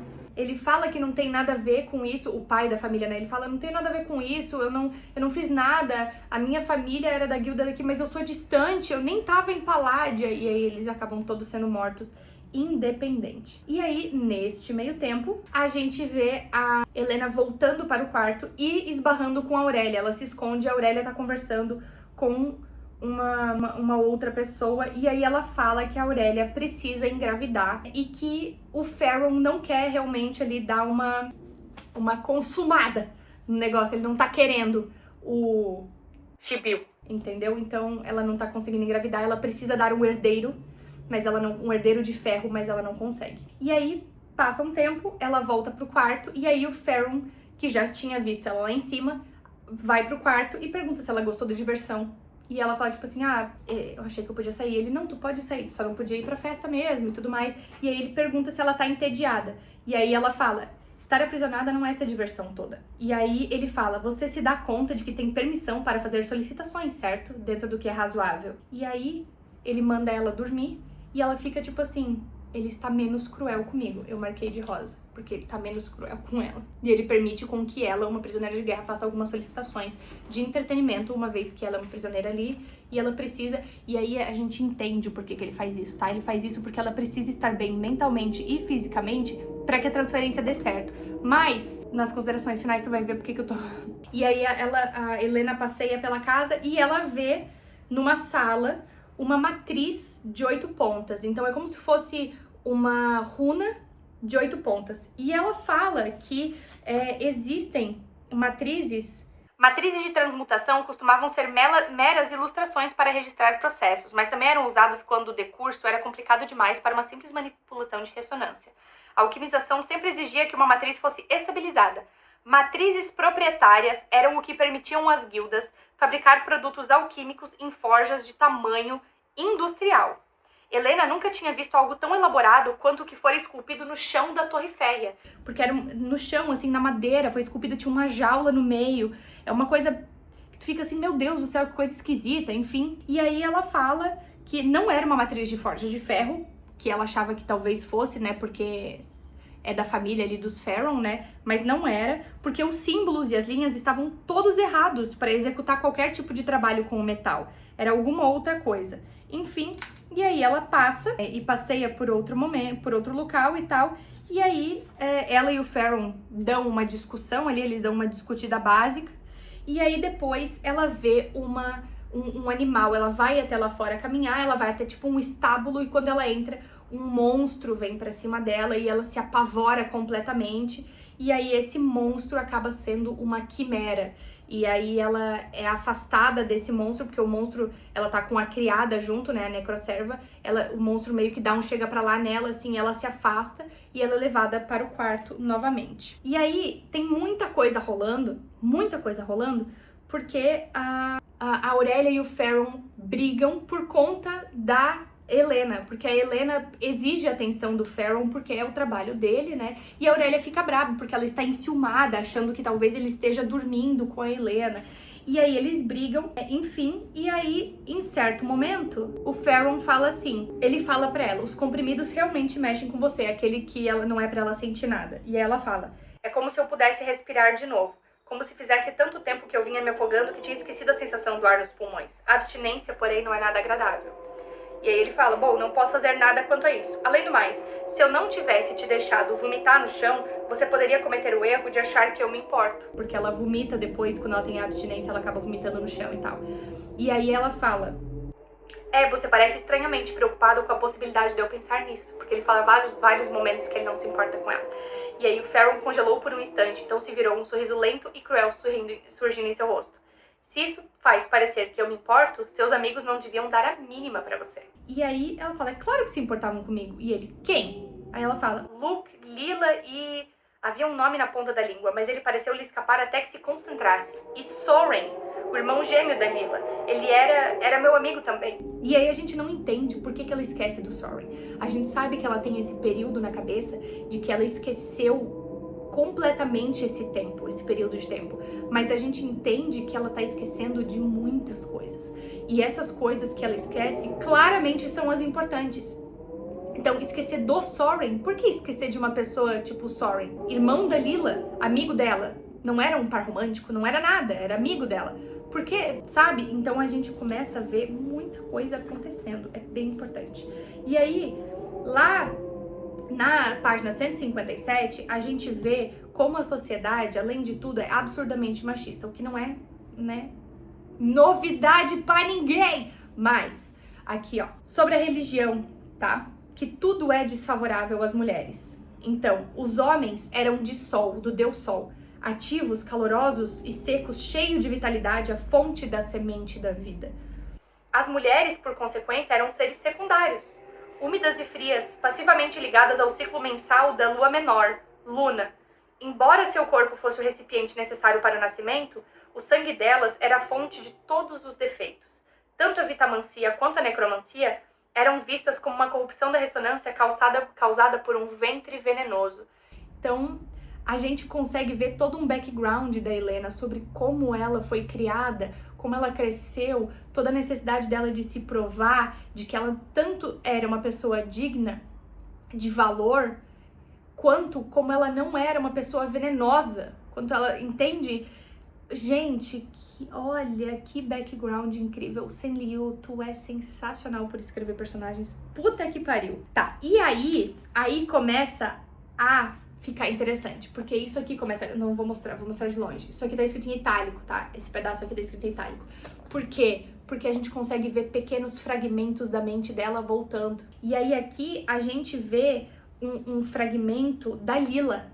Lembra aquela que foi a primeira que eles trouxeram de volta, que tá lá apodrecendo, enfim? E aí ela fala que ela cometeu um erro, que ela tem mentido pra todo mundo, só que o sonho corta. Ela tá sonhando com isso, ela acorda e o sonho corta e ela fica tipo, o que ela tava mentindo? O que ela tava escondendo?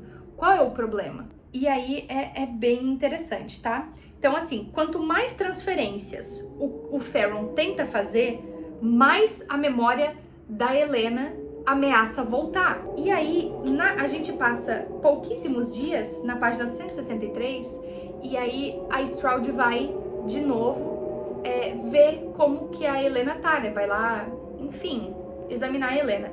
E aí aqui a gente vê duas coisas. A primeira, enquanto ela espera a Stroud entrar, ela vê quem é o amante da Aurélia. O amante da Aurélia, que ela viu no escuro aquele dia, é o Lancaster, o que invadiu o quarto dela. E depois disso, quando a Stroud entra, aqui, quando a Stroud apareceu sem a Mendel, fez a Helena se despir, ficando somente com roupas íntimas, trêmula diante dela. Stroud caminhou ao seu redor, passando os dedos sobre os ombros de Helena, a ressonância afundando em sua pele. Eles não dão comida pra você, não? Perguntou ela. Você está mostrando sinais de desnutrição. O que anda comendo? Restos de cozinha, a Helena contou tremendo. Como é? Descreva o que tem comido. E a Helena engole em seco e fala. É tudo fervido junto. Alguns grãos, cascas de vegetais, caroços e às vezes pedaços de carne. Quando a família está aqui, acho que o que sobra dos pratos deles também é acrescentado. Como ficaram fora por algumas semanas, não comi muita carne nos últimos tempos. É assim que alimentamos os servos, por que estão dando isso pra você? E aí, a Stroud chama o Feron no quarto, e o Feron fica tipo assim, tu mandou me chamar? E ela, sim, olha pra ela tá morrendo, ela tá definhando, ela tá passando fome. E aí, aqui, alguma razão para fazê-la passar fome? Olha só pra ela, você reclama das febres, das convulsões na transferência, mas dá apenas restos pra ela comer? E daí o Feron olha pra Helena e fala, perdão? E aí a Stroud, ela não é uma necroserva, precisa de comida de verdade, não dá pra esperar que ela dê conta da transferência se a fizer passar fome. E aí o Feron empalidece, ele fica branco e fala, presumi que ela estivesse comendo o mesmo que a Aurélia e eu. É a Aurélia quem cuida do cardápio, vou verificar o que aconteceu. E aí a Stroud fala, eu quero que a Helena coma refeições completas, o quanto quiser, com cortes de carne e vegetais, e como lanche, mingau ou sopa até que esteja saudável. E aí o Feron assente rigidamente e fala, ela vai ser bem alimentada, eu garanto isso pra ti. E aí a gente vê o quanto o Feron é atingido por isso. O que me faz pensar, obviamente, é que o Feron tem algum tipo de história com a Helena. Porque a Helena fala que eles estudaram juntos, que eles cresceram juntos dentro do instituto, só que eles não tinham contato, mas que eles estudaram juntos por muito tempo e que eles sempre competiam pelo primeiro lugar nas provas e que a Helena sempre ganhava o primeiro lugar porque ela precisava se demonstrar. E o Feron claramente tem algum tipo de história com a Helena, só que a gente não sabe qual é porque ela não tem memória. Só que também a gente não sabe se ele pode falar alguma coisa ou não, né, caralho? Porque ele tá ali, ele é o Alcaide Mor, então a gente não sabe o que aconteceu. Ele é do mal? Na página aqui é muito interessante. A gente vê mais alguns pedaços, né, de memórias que a Helena tá tendo enquanto dorme. E aí numa dessas é ela conversando com a Lila de novo, porque elas dividiam um quarto no instituto. E aí a Lila fala, o hospital é muito pior do que está na guerra, porque a Lila é a primeira paladina do Luke. E ser a primeira paladina significa ser a pessoa que vai dar a vida para proteger o Luke. Ela é a primeira guarda dele. E a gente vê que a Lila, ela não tem uma perna dela é mecânica, porque ela perdeu na guerra. E elas estão conversando sobre a guerra, enfim, porque isso é no meio da guerra, essa memória que ela tem. E aí a Helena fala, porque na guerra deve ser horrível, né? O Falcão Matias quer se livrar de mim, então ele acabou me dando essas 4 curandeiras aprendizes pra eu ensinar, enfim, porque ele quer se livrar de mim. Então, né? Aí a Lila fala, não, no hospital é muito pior do que no front, porque no front ou tu ataca ou tu é atacado, e daí tu vai, cura e ataca de novo, e ataca de novo, e ataca de novo, é sempre isso. No hospital é pior, o que eu vi no hospital é muito pior do que a guerra. Não tem esperança no hospital. E aí a Lila fala, quando Soren me contou o que você disse, eu não concordo, mas entendo. Mesmo que as aprendizes estejam só lá por causa do Matias, fico feliz por você poder descansar. Acho que estava precisando se afastar um pouco daquilo tudo. E aí, o que o Soren aparece aqui de novo? O que ela falou? Que ideia que ela deu que a Lila não concorda, mas entende? Porque tem a ver com o hospital, tem a ver com a desesperança do... O que tá acontecendo?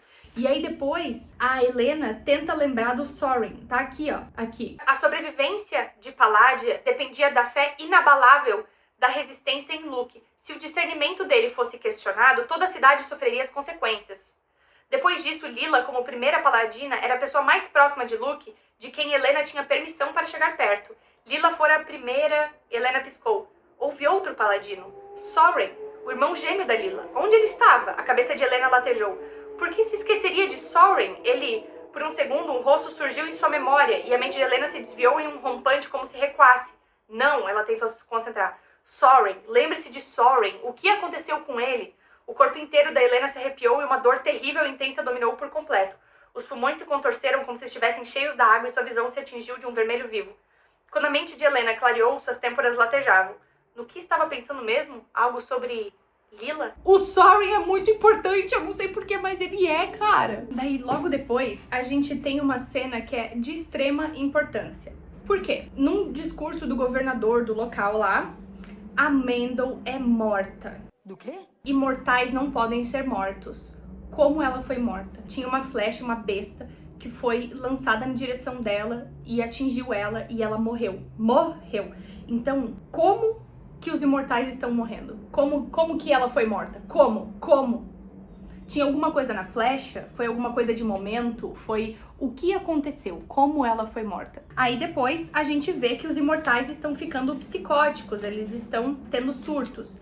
E aí isso é um efeito colateral da imortalidade. Eles lentamente perdendo a cabeça, perdendo, né, suas coisas. Daí depois disso, a Helena é levada para o Morrow para um check-up que o Morrow quer fazer, né? Ele quer dar uma olhada, ver como é que tá progredindo a coisa. O próprio Alcaide Mor leva ela e ele está completamente grotesco. Ele tá em completo estado de necrose, a pele dele tá descolando, os órgãos estão caindo, ele tá completamente grudado naquela cadeira feita de humanos, então, feito de corpos, né? Então, é tudo meio que uma coisa só.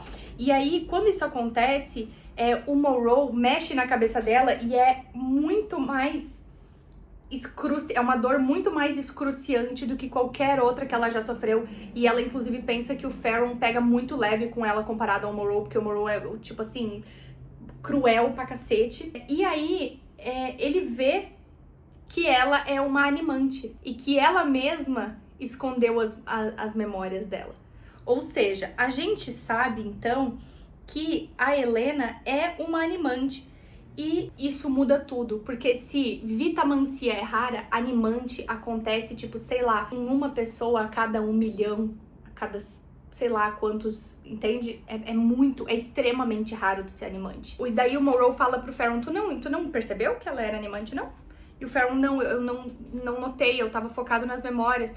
E aí o Morrow pune o Farron, ele tortura o Farron como forma de punição por não ter percebido e por estar decepcionado.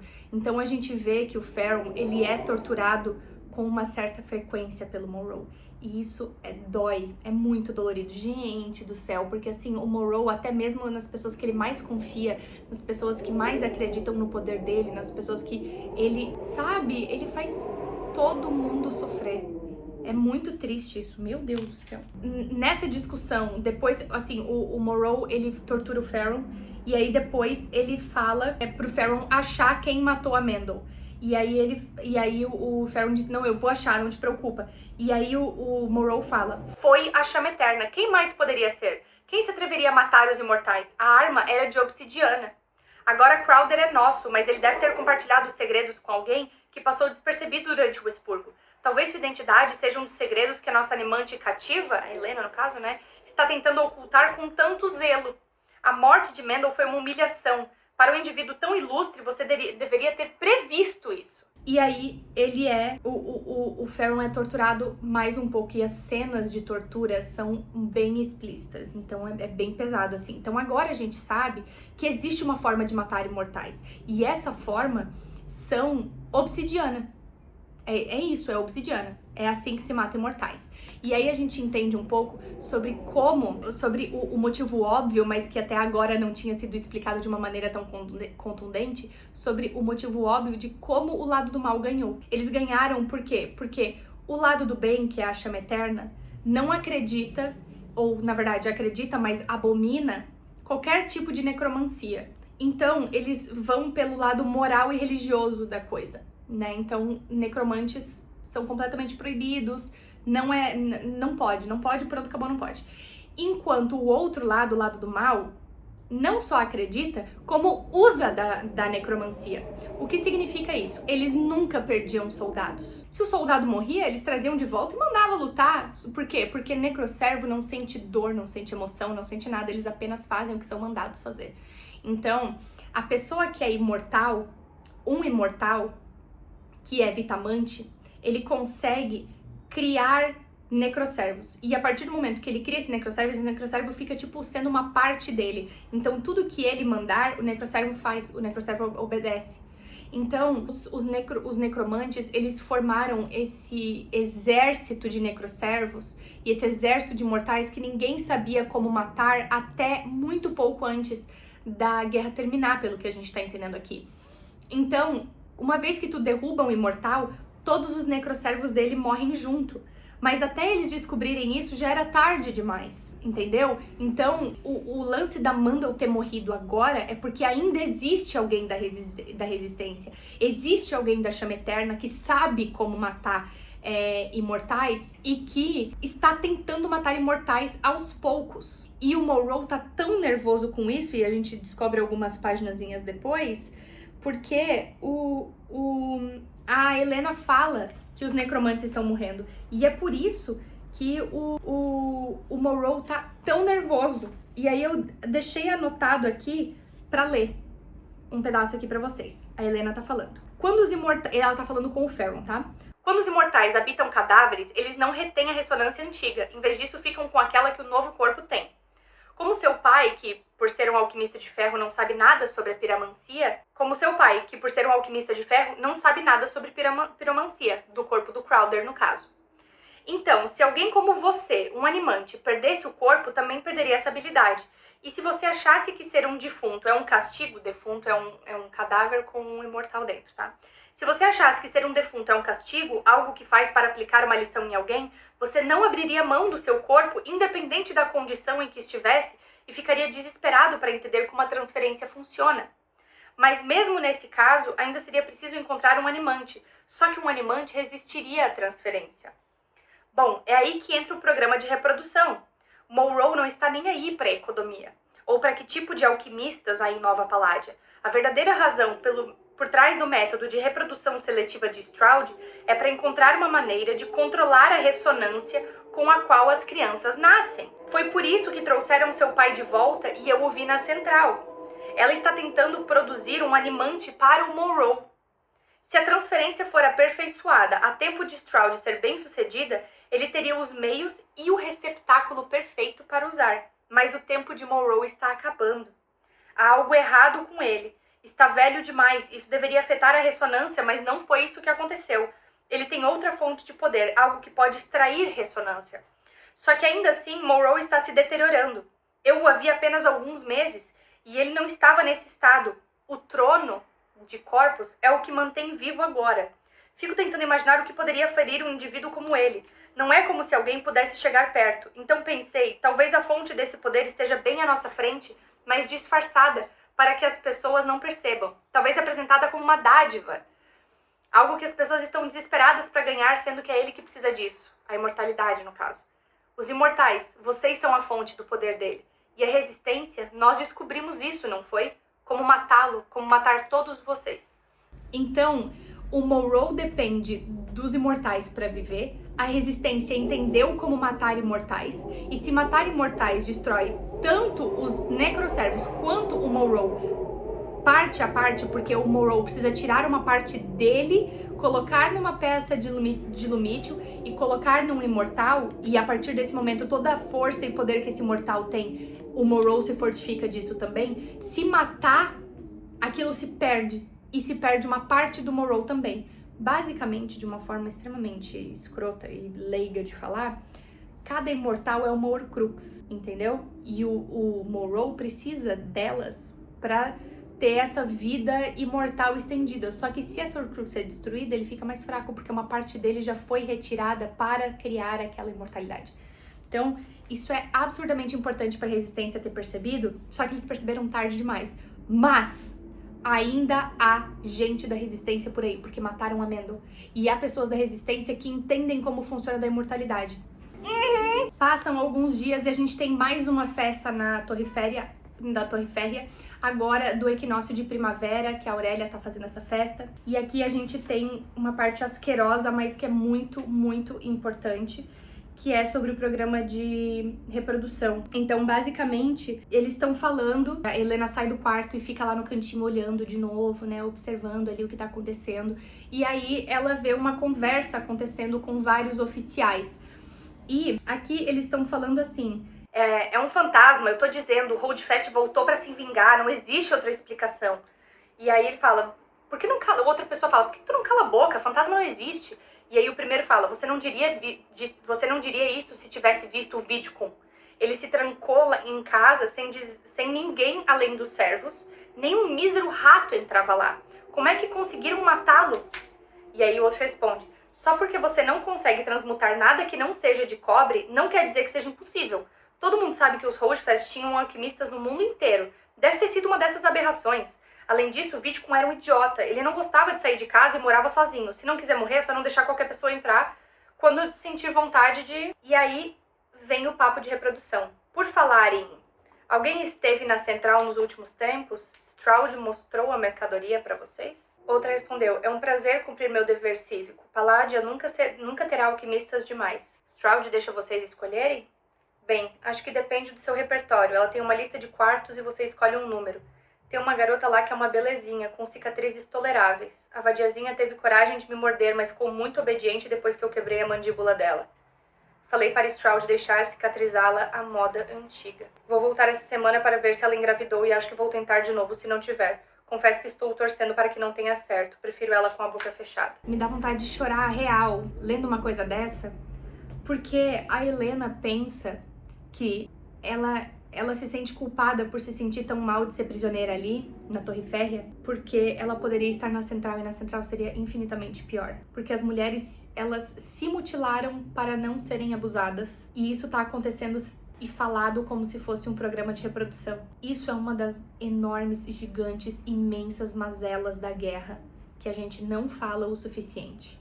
Mulheres na guerra sofrem infinitamente mais do que os homens na guerra. Infinitamente mais.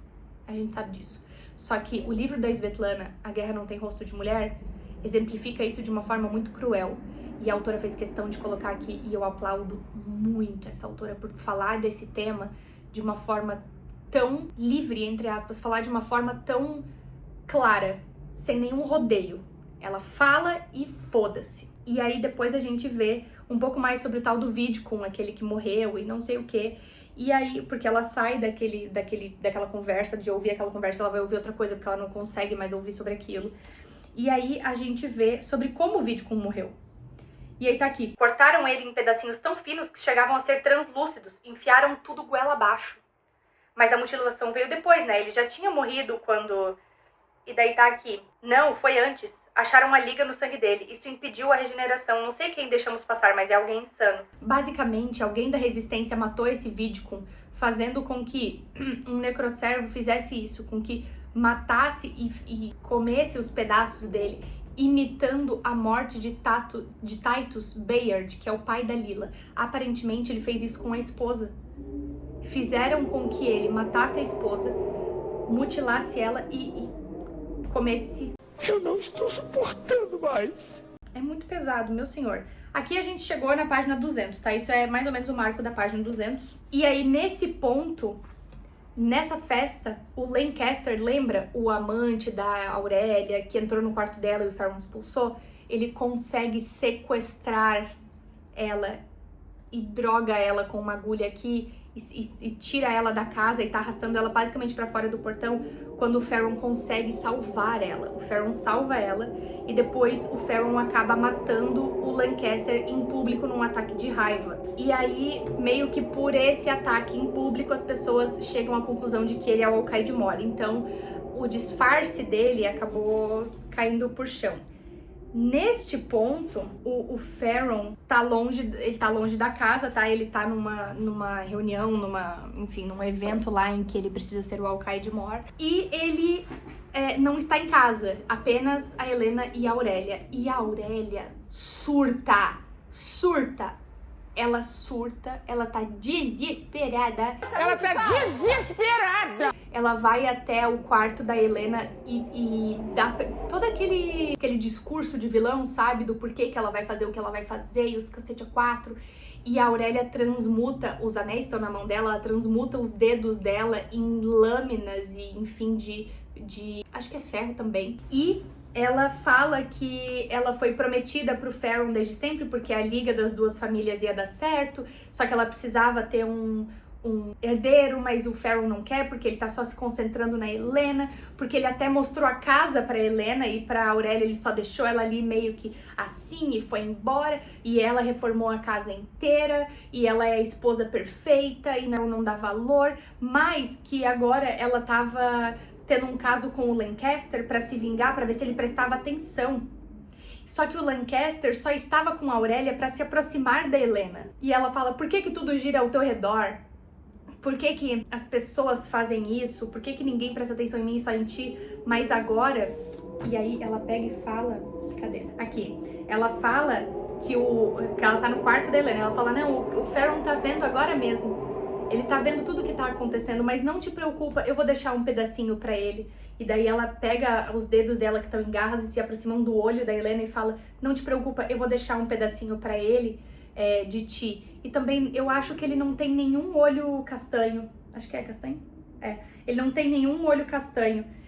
Vai ser lindo. E aí a ponta dos anéis começa a perfurar no olho dela e a porta que ela tinha trancado e fechado começou a bater com muita força, porque os necroservos que são a mando do Ferron estão batendo na porta. E aí ela fala, espere estar por perto quando Kane vir você.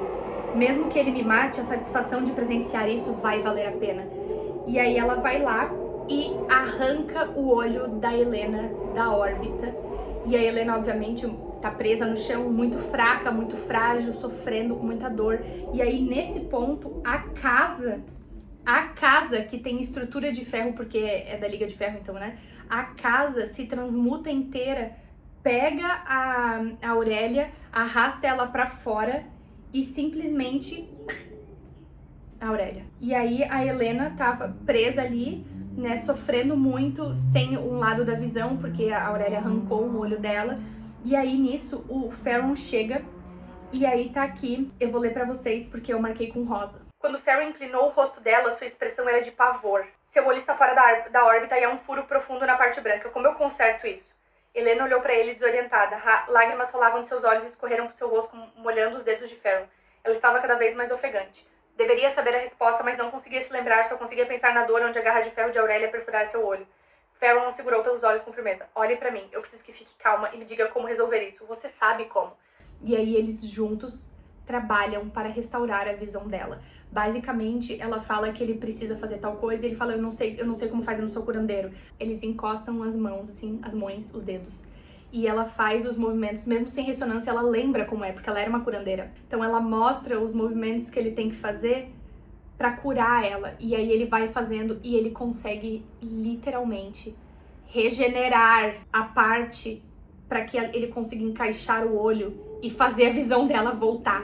E aí ela dá instruções sobre remédios que ela precisa fazer, compressas e etc. E eles consertam o olho dela, cara! É incrível. E aí, não bastando isso, o Ferron olha pra Aurélia morta no chão e fica tipo assim, traz ela de volta.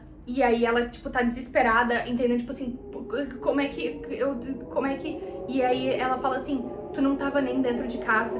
Tu não tava nem em casa, como é que tu conseguiu transmutar? Porque um alquimista, ele precisa ter o contato pra transmutar alguma coisa. E ele fala, essa casa é minha, é da minha família há gerações. Tu acha mesmo que eu não tenho poder pra fazer porra nenhuma?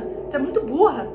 E eu aguentei as tuas subversões, o teu jeito por muito tempo, Aurélia. Então, tentei ser paciente com você, Aurélia. Estava disposta a relevar seu comportamento indecoroso e suas interferências irritantes, mas lembre-se, você não tem serventia qualquer pra mim, exceto ser uma pessoa decorativa.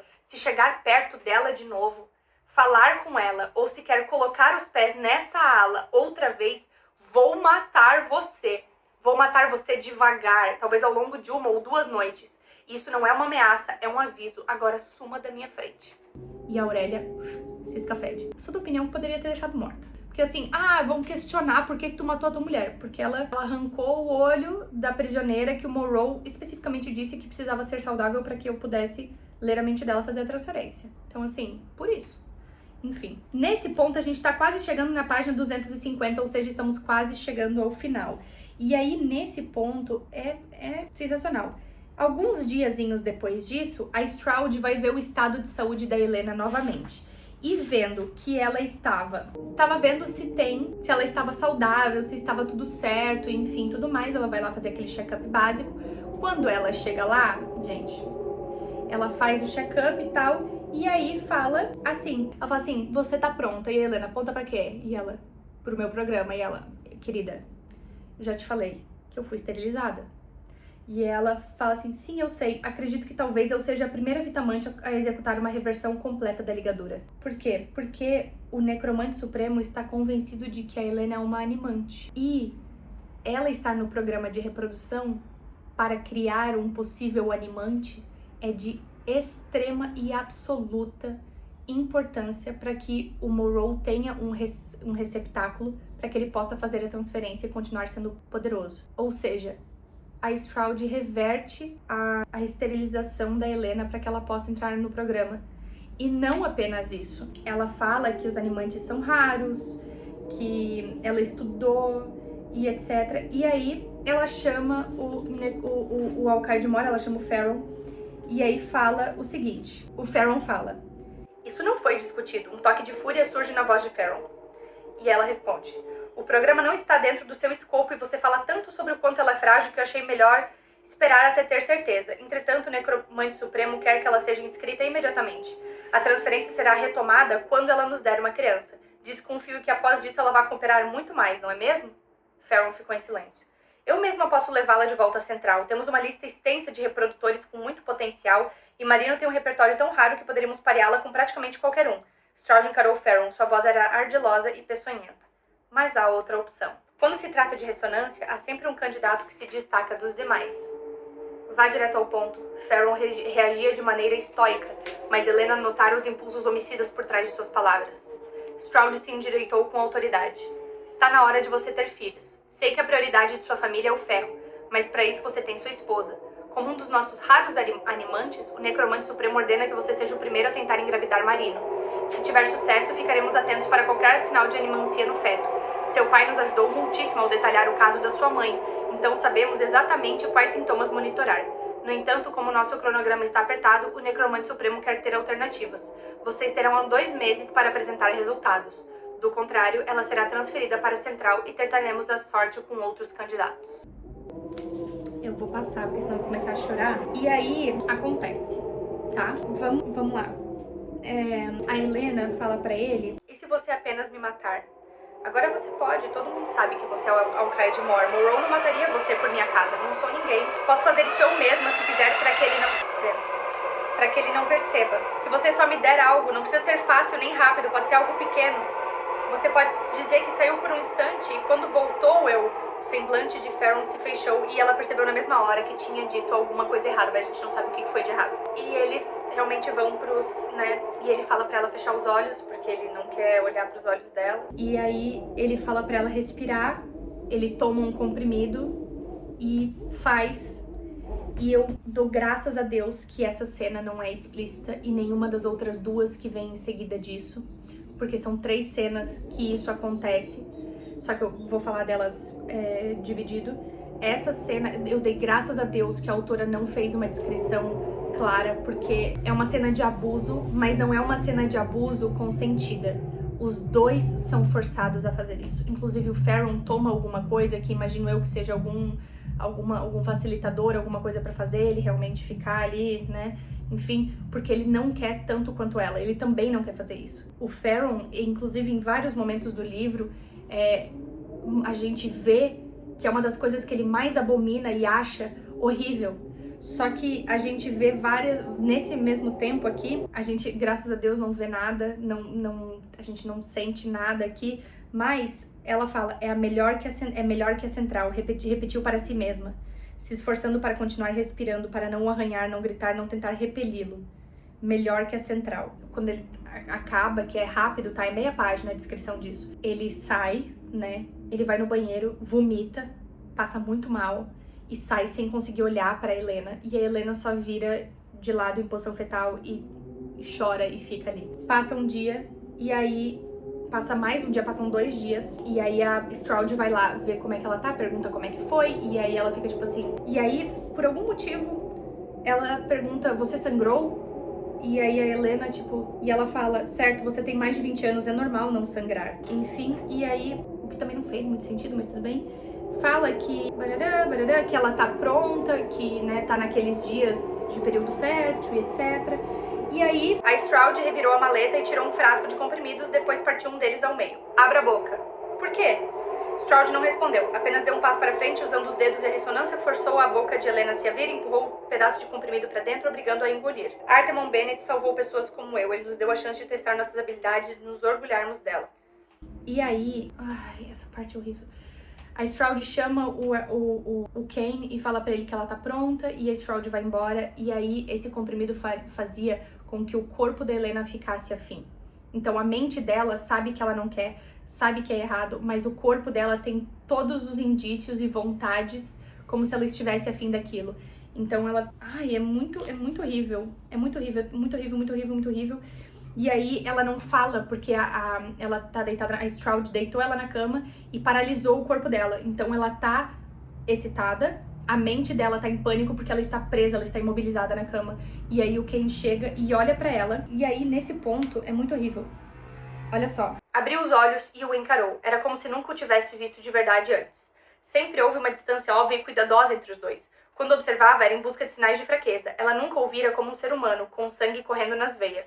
Mas de repente ele pareceu demasiadamente humano. Lembrou-se da sensação das mãos dele, da pressão da ponta dos dedos em sua mandíbula. Ela queria ser tocada por Farron. Ansiava tanto por aquilo que chegava a doer. A situação da qual Helena estava desesperada para escapar do dia anterior era justamente o que ela desejava com tanto ardor naquele momento. E aí ela começa a chorar, só que ela tá imobilizada.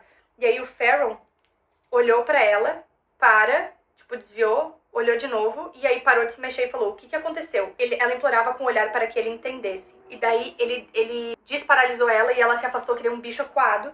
E ele pergunta o que ela fez com a Helena, o que a Stroud fez com ela. E aí a Helena disse, ela disse que era para ser melhor porque eu reclamei. Por quanto tempo durou o efeito do comprimido que você me deu? 8 horas. Daí ela, eu tomei metade. Você pode modificar a eficácia? E o Farron responde, não depois que faz efeito, não há nada a ser feito além de esperar.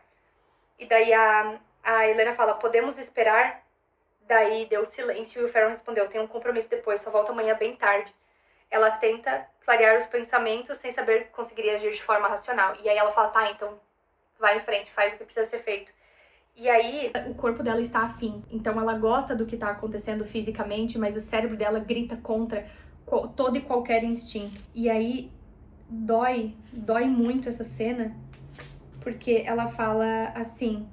Ela não conseguia escapar de nada daquilo. Talvez Matias tivesse razão. Talvez fosse mesmo na natureza dela ser fraca. Ela desejou poder se separar do próprio corpo, cortá-lo em pedaços e vê-lo arder em chamas para que não tivesse mais que ser humana. Seu corpo contraiu contra sua vontade. E aí, enfim, continuou um pouco a cena e acabou. Ela tava sozinha. E aí ela fala que é a primeira... Assim, que ela fez sexo a primeira vez com o Farron, né? No dia anterior ali, que na verdade não é fazer sexo, mas vocês entenderam, eu não quero falar aquela palavra aqui. E aí fala sobre um pouco do machismo da sociedade. E aí ela fala aqui, ó. Às vezes pensava que quando tivesse quitado suas dívidas, conquistando tudo o que era esperado dela e alcançado seus objetivos pessoais, gostaria de ser amada, de saber o que era se sentir desejada. Agora, no entanto, não restava nada além de desonra. Por quê? Porque ela se sente traída pelo próprio corpo. O que, na visão dela, era absurdamente pior do que ter que passar por aquilo, sentindo a dor que é passar por isso, entende? Então é uma traição de vários lados. Ela está sendo forçada a fazer isso, ao mesmo tempo o corpo dela está traindo ela. Então é uma sequência de coisas horrorosas. E aí, de novo, aconteceu a terceira vez, que é a última vez que acontece, porque são 3 dias de período fértil, então, né, eles fazem. E aí, quando aconteceu, ele toma todas as vezes ele toma um remédio, ele toma um comprimido, tá? E aí, aqui, seu corpo já tinha se acostumado. Assim como a droga ajudara a se adaptar à casa, também fizera seu corpo se ajustar àquilo. Era a mais profunda das traições. Mas estava tão cansada de ser machucada que não resistiu. E aí, passa alguns diazinhos, pouquíssimos dias, tá? Passa uma semana, eu acho. A casa tá silenciosa demais e ela acha que o Kane tá ferido, porque ela viu o Kane chegar em casa, mas não teve nenhum movimento na casa, os criados estavam, tipo, não estavam em lugar nenhum, e ela fica tipo, caralho, o que tá acontecendo? E aí ela pensa em fugir, ver se o Farron tá machucado, e fugir, porque talvez ela tenha essa oportunidade, talvez ela consiga. E aí ela vai até no quarto do Farron, abre a porta, e ele tá lá, que é na página 244, falta 6 páginas pra terminar, e aí na página 244, ela vê que ele está ali, e ele tá entortando os canecos. Ele tá tentando anestesiar tudo que tá acontecendo. E aí, gente, essa parte, ela fala, eu achei que tu tivesse morto. E aí ele levanta, chega até perto dela, ela vê que tem um anel prateado no dedo dele, mas é um anel todo fudido lá, que não tem meio que serventia nenhuma. Ele encosta nela e ela estremece. Ele fala, Marino, se eu soubesse a dor que você me causaria, nunca teria aceitado você. Quando Farron suspirou e aproximou o rosto, Helena sentiu o cheiro do álcool no hálito dele. Ela não entendeu o que ele queria dizer com aquilo, não sabia se devia pedir desculpas. Mas a essa altura, acho que mereço arder. Me pergunto se o mesmo vai acontecer com você. O rosto dele estava tão próximo que as palavras roçaram nos lábios de Helena. De repente, a boca de Farron se chocou contra a dela. E aí eles se beijam e a Helena gosta. A Helena gosta do que tá acontecendo e ela meio que dá um gemido, uma suspirada, algo assim, quando ele beija o pescoço dela. E a roupa dela tá meio que tirada, assim, porque eles se empolgam no momento. E aí, eu até coloquei um rosa aqui, e eu coloquei Estocolmo ou memória emocional? Porque eu tô convencida que eles têm história, tá? No caso, eu sei o que acontece depois, mas eu tenho que agir como se não, porque é só a primeira parte. Mas, gente, mas que vento é esse? Ô, vai com calma, Jesus! E aí, eu sei que, eu Estocolmo ou memória emocional? Eu sei, depois, enfim, depois eu não. E aí, a gente vê que a Helena, ela aceita o Farron. Ela está se apaixonando pelo Farron. E que o Farron não suporta ver ela sendo maltratada, machucada. Por isso que ele tem esses surtos de vez em quando. E ele é tão cuidadoso com ela. Mas aqui na página 249... Aqui, nossa, essa frase é horrível. Porque ela percebe que ela tá gostando do Farron, que ela tá se apaixonando por ele. E aí, ela bate a cabeça, porque a única coisa que ela consegue fazer, ela bate a cabeça tentando se matar e o Farron não deixa, cura ela. E aí ela fala, acho que tem algo de errado comigo, deve ser instinto de sobrevivência ou talvez um mecanismo de defesa. E aí ela fala, né, sobre, enfim, muita coisa. E aí ela fala, nossa, essa frase dói. Ela fala, eu prefiro passar o resto da vida sendo abusada na central do que passar um minuto sequer sentindo algo por você. E aí o Farron, ele é muito cruel com ela. Ele fala, como você é patética, mecanismo de sobrevivência, que piada. Quer que eu acredite que de repente, você se importa em sobreviver? Sendo que todos da resistência sempre estiveram tão dispostos a morrer pela causa? Mas você é diferente, não é? Apesar de ter passado os últimos meses planejando me matar e se suicidar depois? E aí, tá escrito, ele fala pra ela, o que está corroendo você não é um senso de sobrevivência ou um instinto inconsciente de me agradar. O que enlouquece você é o isolamento. A curandeirazinha da chama eterna, sem ninguém pra salvar, ninguém precisa de você, ninguém quer você. E aí ele é muito escroto com ela, e ele fala, você bem... Conversa. Vou ser bem claro, Eu não quero você, nunca quis você, não sou seu amigo. O que eu mais quero é poder me livrar de você de uma vez por todas. Nossa, bicho. E aí passamos 2 semanas sem contato nenhum dos dois. A Stroud indo lá pra checar ela, né, ver como é que ela tá. E ela está grávida. E ela surta completamente. Ela entra em surto, um surto muito grande, porque a Stroud diz que tá grávida.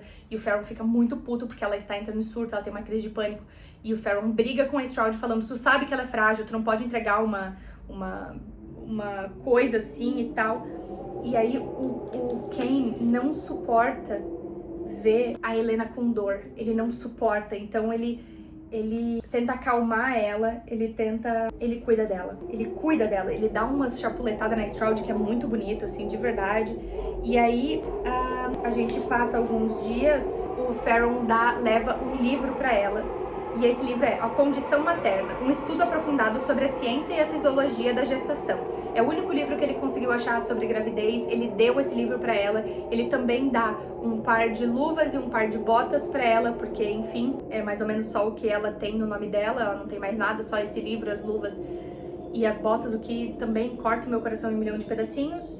E aí ela não sai de casa faz semanas, porque ela tá completamente traumatizada, porque ela tá grávida, fruto de um abuso, de uma pessoa que é cruel com ela, que ela tava se apaixonando e daí teve todas as esperanças quebradas, mas ela também não sabe se era Estocolmo ou se era paixão de verdade. Então, assim, é uma sequência de traumas, ela tá sendo torturada praticamente todo dia mentalmente, o que a sensação que ela descreve é ser esfolada de dentro pra fora, então não deve ser nada agradável.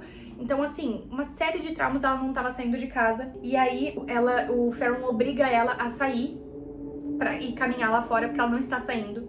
E aí ele fala, calce os sapatos. Helena ficou de pé segurando o livro contra o peito, o livro que ele deu pra ela. Não pode levar isso, pesa mais de 2 quilos. Isso só fez com que Helena o segurasse com mais força. Além dos sapatos e das luvas, era basicamente a única coisa que tinha. Farron, e daí dá pra ver que o Farron tá muito, ele se dói vendo aquilo. Ai, é muito trauma num livro só.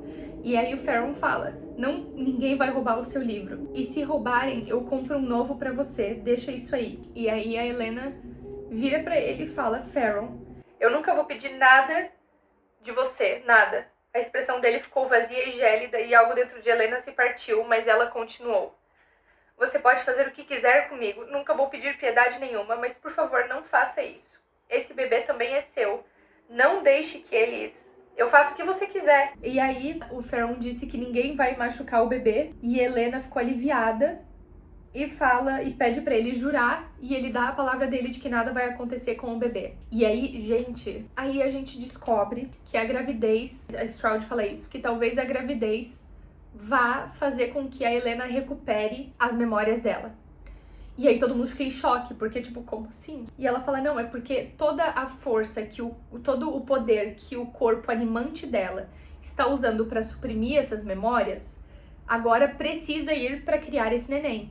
Então a memória dela vai ficar desprotegida, o que significa que provavelmente a memória dela vai voltar à tona, vai vir à tona. E aí a gente vê ali o curso de 2 semanas, mais ou menos, ela perdendo peso e ficando extremamente fraca, porque o bebê tá sugando as energias dela, a força dela, e o Farron não sai do lado dela. O Farron fica do lado dela o tempo inteiro, ele massageia as mãos dela, ele faz carinho no cabelo dela, ele não sai do lado dela, eles não conversam, eles nem falam nada, mas ele não sai do lado dela. E aí, passa um tempinho e a Helena acorda, e quando ela acorda, acontece a seguinte coisa. Uma onda de dor percorreu sobre seus braços, mas Helena ignorou. Ela deveria estar fazendo alguma coisa, mas o que era? Não conseguia se lembrar. Estava esperando, precisava estar pronta para... A resposta estava além do seu alcance, mas quase surgindo. Não ceda. Ela prometera... O que ela prometera? Pense, Helena. Ela tinha que se lembrar naquele instante. Pressionou as mãos nas têmporas. E aí o Farron aparece na frente dela.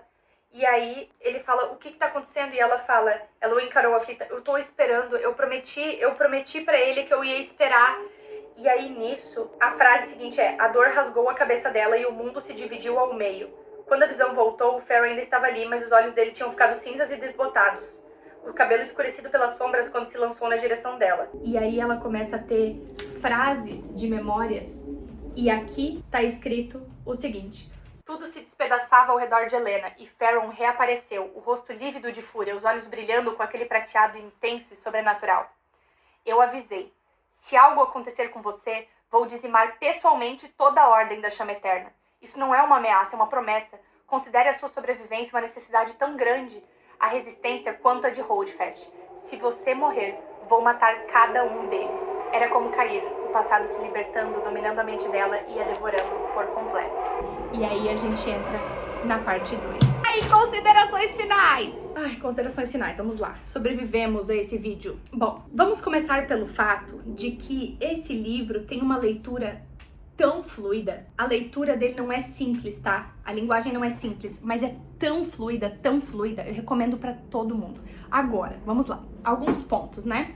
Pessoas sensíveis a esses assuntos, obviamente eu não recomendo a leitura. Pessoas fãs de Harry Potter, talvez tu não vai gostar tanto desse livro por conta das referências. Qual que é a minha recomendação? Não leia antes de ler esse livro. Leia esse livro como seu próprio universo, como o próprio universo que ele é. Ele não é o universo de Harry Potter, ele é o universo de Alchemist. Então, não leia Manifold antes de ler esse livro, porque senão tu vai ver referências. Sim, tu vai ver muitas coisas parecidas e similares. Outra coisa, o livro, o brochura, tá? Ele tá mais ou menos por uns R$60 na Amazon. E o capa dura, pelo que eu vi, tava na promoção, então dá uma olhadinha lá. Agora, uma coisa que é muito importante. Eu vou ser muito hipócrita nesse livro. E eu tô um pouco me lascando, porque eu sou hipócrita mesmo. Eu falo pra vocês em quase todo vídeo, eu sou hipócrita. Por quê? Este livro, eu fui pra ele já esperando romance, esperando uma romantasia. Eu fui pra ele esperando isso. A Isadora, porque é um romance tóxico, causado por... como é que é? Causado por traumas e nananã, e síndrome de Estocolmo, e os caralho a 4, pode ser que seja. Eu fui pra ele esperando um romance, um dark romance. Eu fui esperando isso. Então, em todos os momentos em que o Farron foi gentil com ela, não foi cruel com ela, eu vi romance. É isso que a gente espera. Se eu não fosse a pessoa que eu sou, se eu fosse uma pessoa um pouco mais séria, eu esperaria isso? Não. Esse livro não é uma romantasia. Esse livro é marcado por muitas e muitas e muitas e muitas coisas tóxicas, perigosas, sensíveis. É um romance de guerra. Um romance, eu não tô dizendo romance no sentido... Eu tô falando romance no sentido do livro. É um livro de guerra. O que isso significa? Que as mazelas da guerra, elas afetam todas as camadas. O que eu estou dizendo? Que eu sou hipócrita sim, porque eu xingo a Colleen Hoover e eu tô passando pano pra Sen Liu e vou continuar passando pano pra Sen Liu eternamente. Foda-se! É isso. Agora, a segunda parte é 4 anos antes, que no caso, a gente não vai falar sobre isso. Porque 4 anos antes vai ser o segundo vídeo que vai sair aqui, vai ser a segunda parte. Então, tu sossega aí um pouquinho, tá? Porque, calma que não é hoje ainda que tu vai saber da segunda parte. 4 anos antes, a gente sabe que o Farron e a Helena, eles se conhecem em algum certo ponto. Quando isso acontece, não é Estocolmo, cacete. Eu levei tudo como um grande romance, dark romance. Eu sou hipócrita, hipócrita. Isso quer dizer que as cenas de abuso não me doeram? É claro que não. É óbvio que elas doeram. E doeram muito mais do que eu esperaria. Doeram demais. Eu abominei essas cenas. Eu queria que, por sinal, não tivessem no livro, que esse plot, né, existisse, porque... obviamente, não é uma coisa agradável, porém eu entendo o porquê que a Sen Liu colocou ali e eu apoio ela ter colocado ali realmente porque isso mostra muito sobre como é a guerra, né? A Svetlana fala muito sobre isso também. Agora, outra coisa, seguinte, leia esse livro. Se tu não tem sensibilidade, se tu gosta desse tipo de livro e tal, puta que pariu, velho. Olha, eu acho que foi o melhor livro que eu já li na minha vida. Isso é dizer muita coisa. Eu tô falando sério, do tipo assim, ó, como livro individual, tá? Porque como eu divido em categorias, tem séries e tem livros individuais. Ele bateu livro pra caralho, assim, ó, eu não consigo lembrar de um livro que seja tão bom quanto esse. Agora, sobre o filme, me preocupa, porque é um filme. Um filme pra 1000 páginas, 956 páginas, me preocupa muito. Por quê? Porque se com um livro de 300 páginas conseguem fazer merda, imagina com um livro de 900. Gente, a gente tá falando de depois da guerra, volta, depois a segunda parte é antes da guerra, E aí depois volta pro presente de novo. É muita coisa acontecendo. Será que vão conseguir fazer um filme? Eu não sei, eu tô preocupada, me preocupa sim, me preocupa sim, me preocupa sim. Mas eu espero que tu tenha gostado do vídeo de hoje, sem sessão de spoilers, foi um vídeo super longo, eu sei. Dona Beatriz, coitada Dona Beatriz, manda um beijo pra Dona Beatriz. Vamos fazer uma rede de oração hoje, 9 horas da noite, tá? Uma novena pra Dona Beatriz.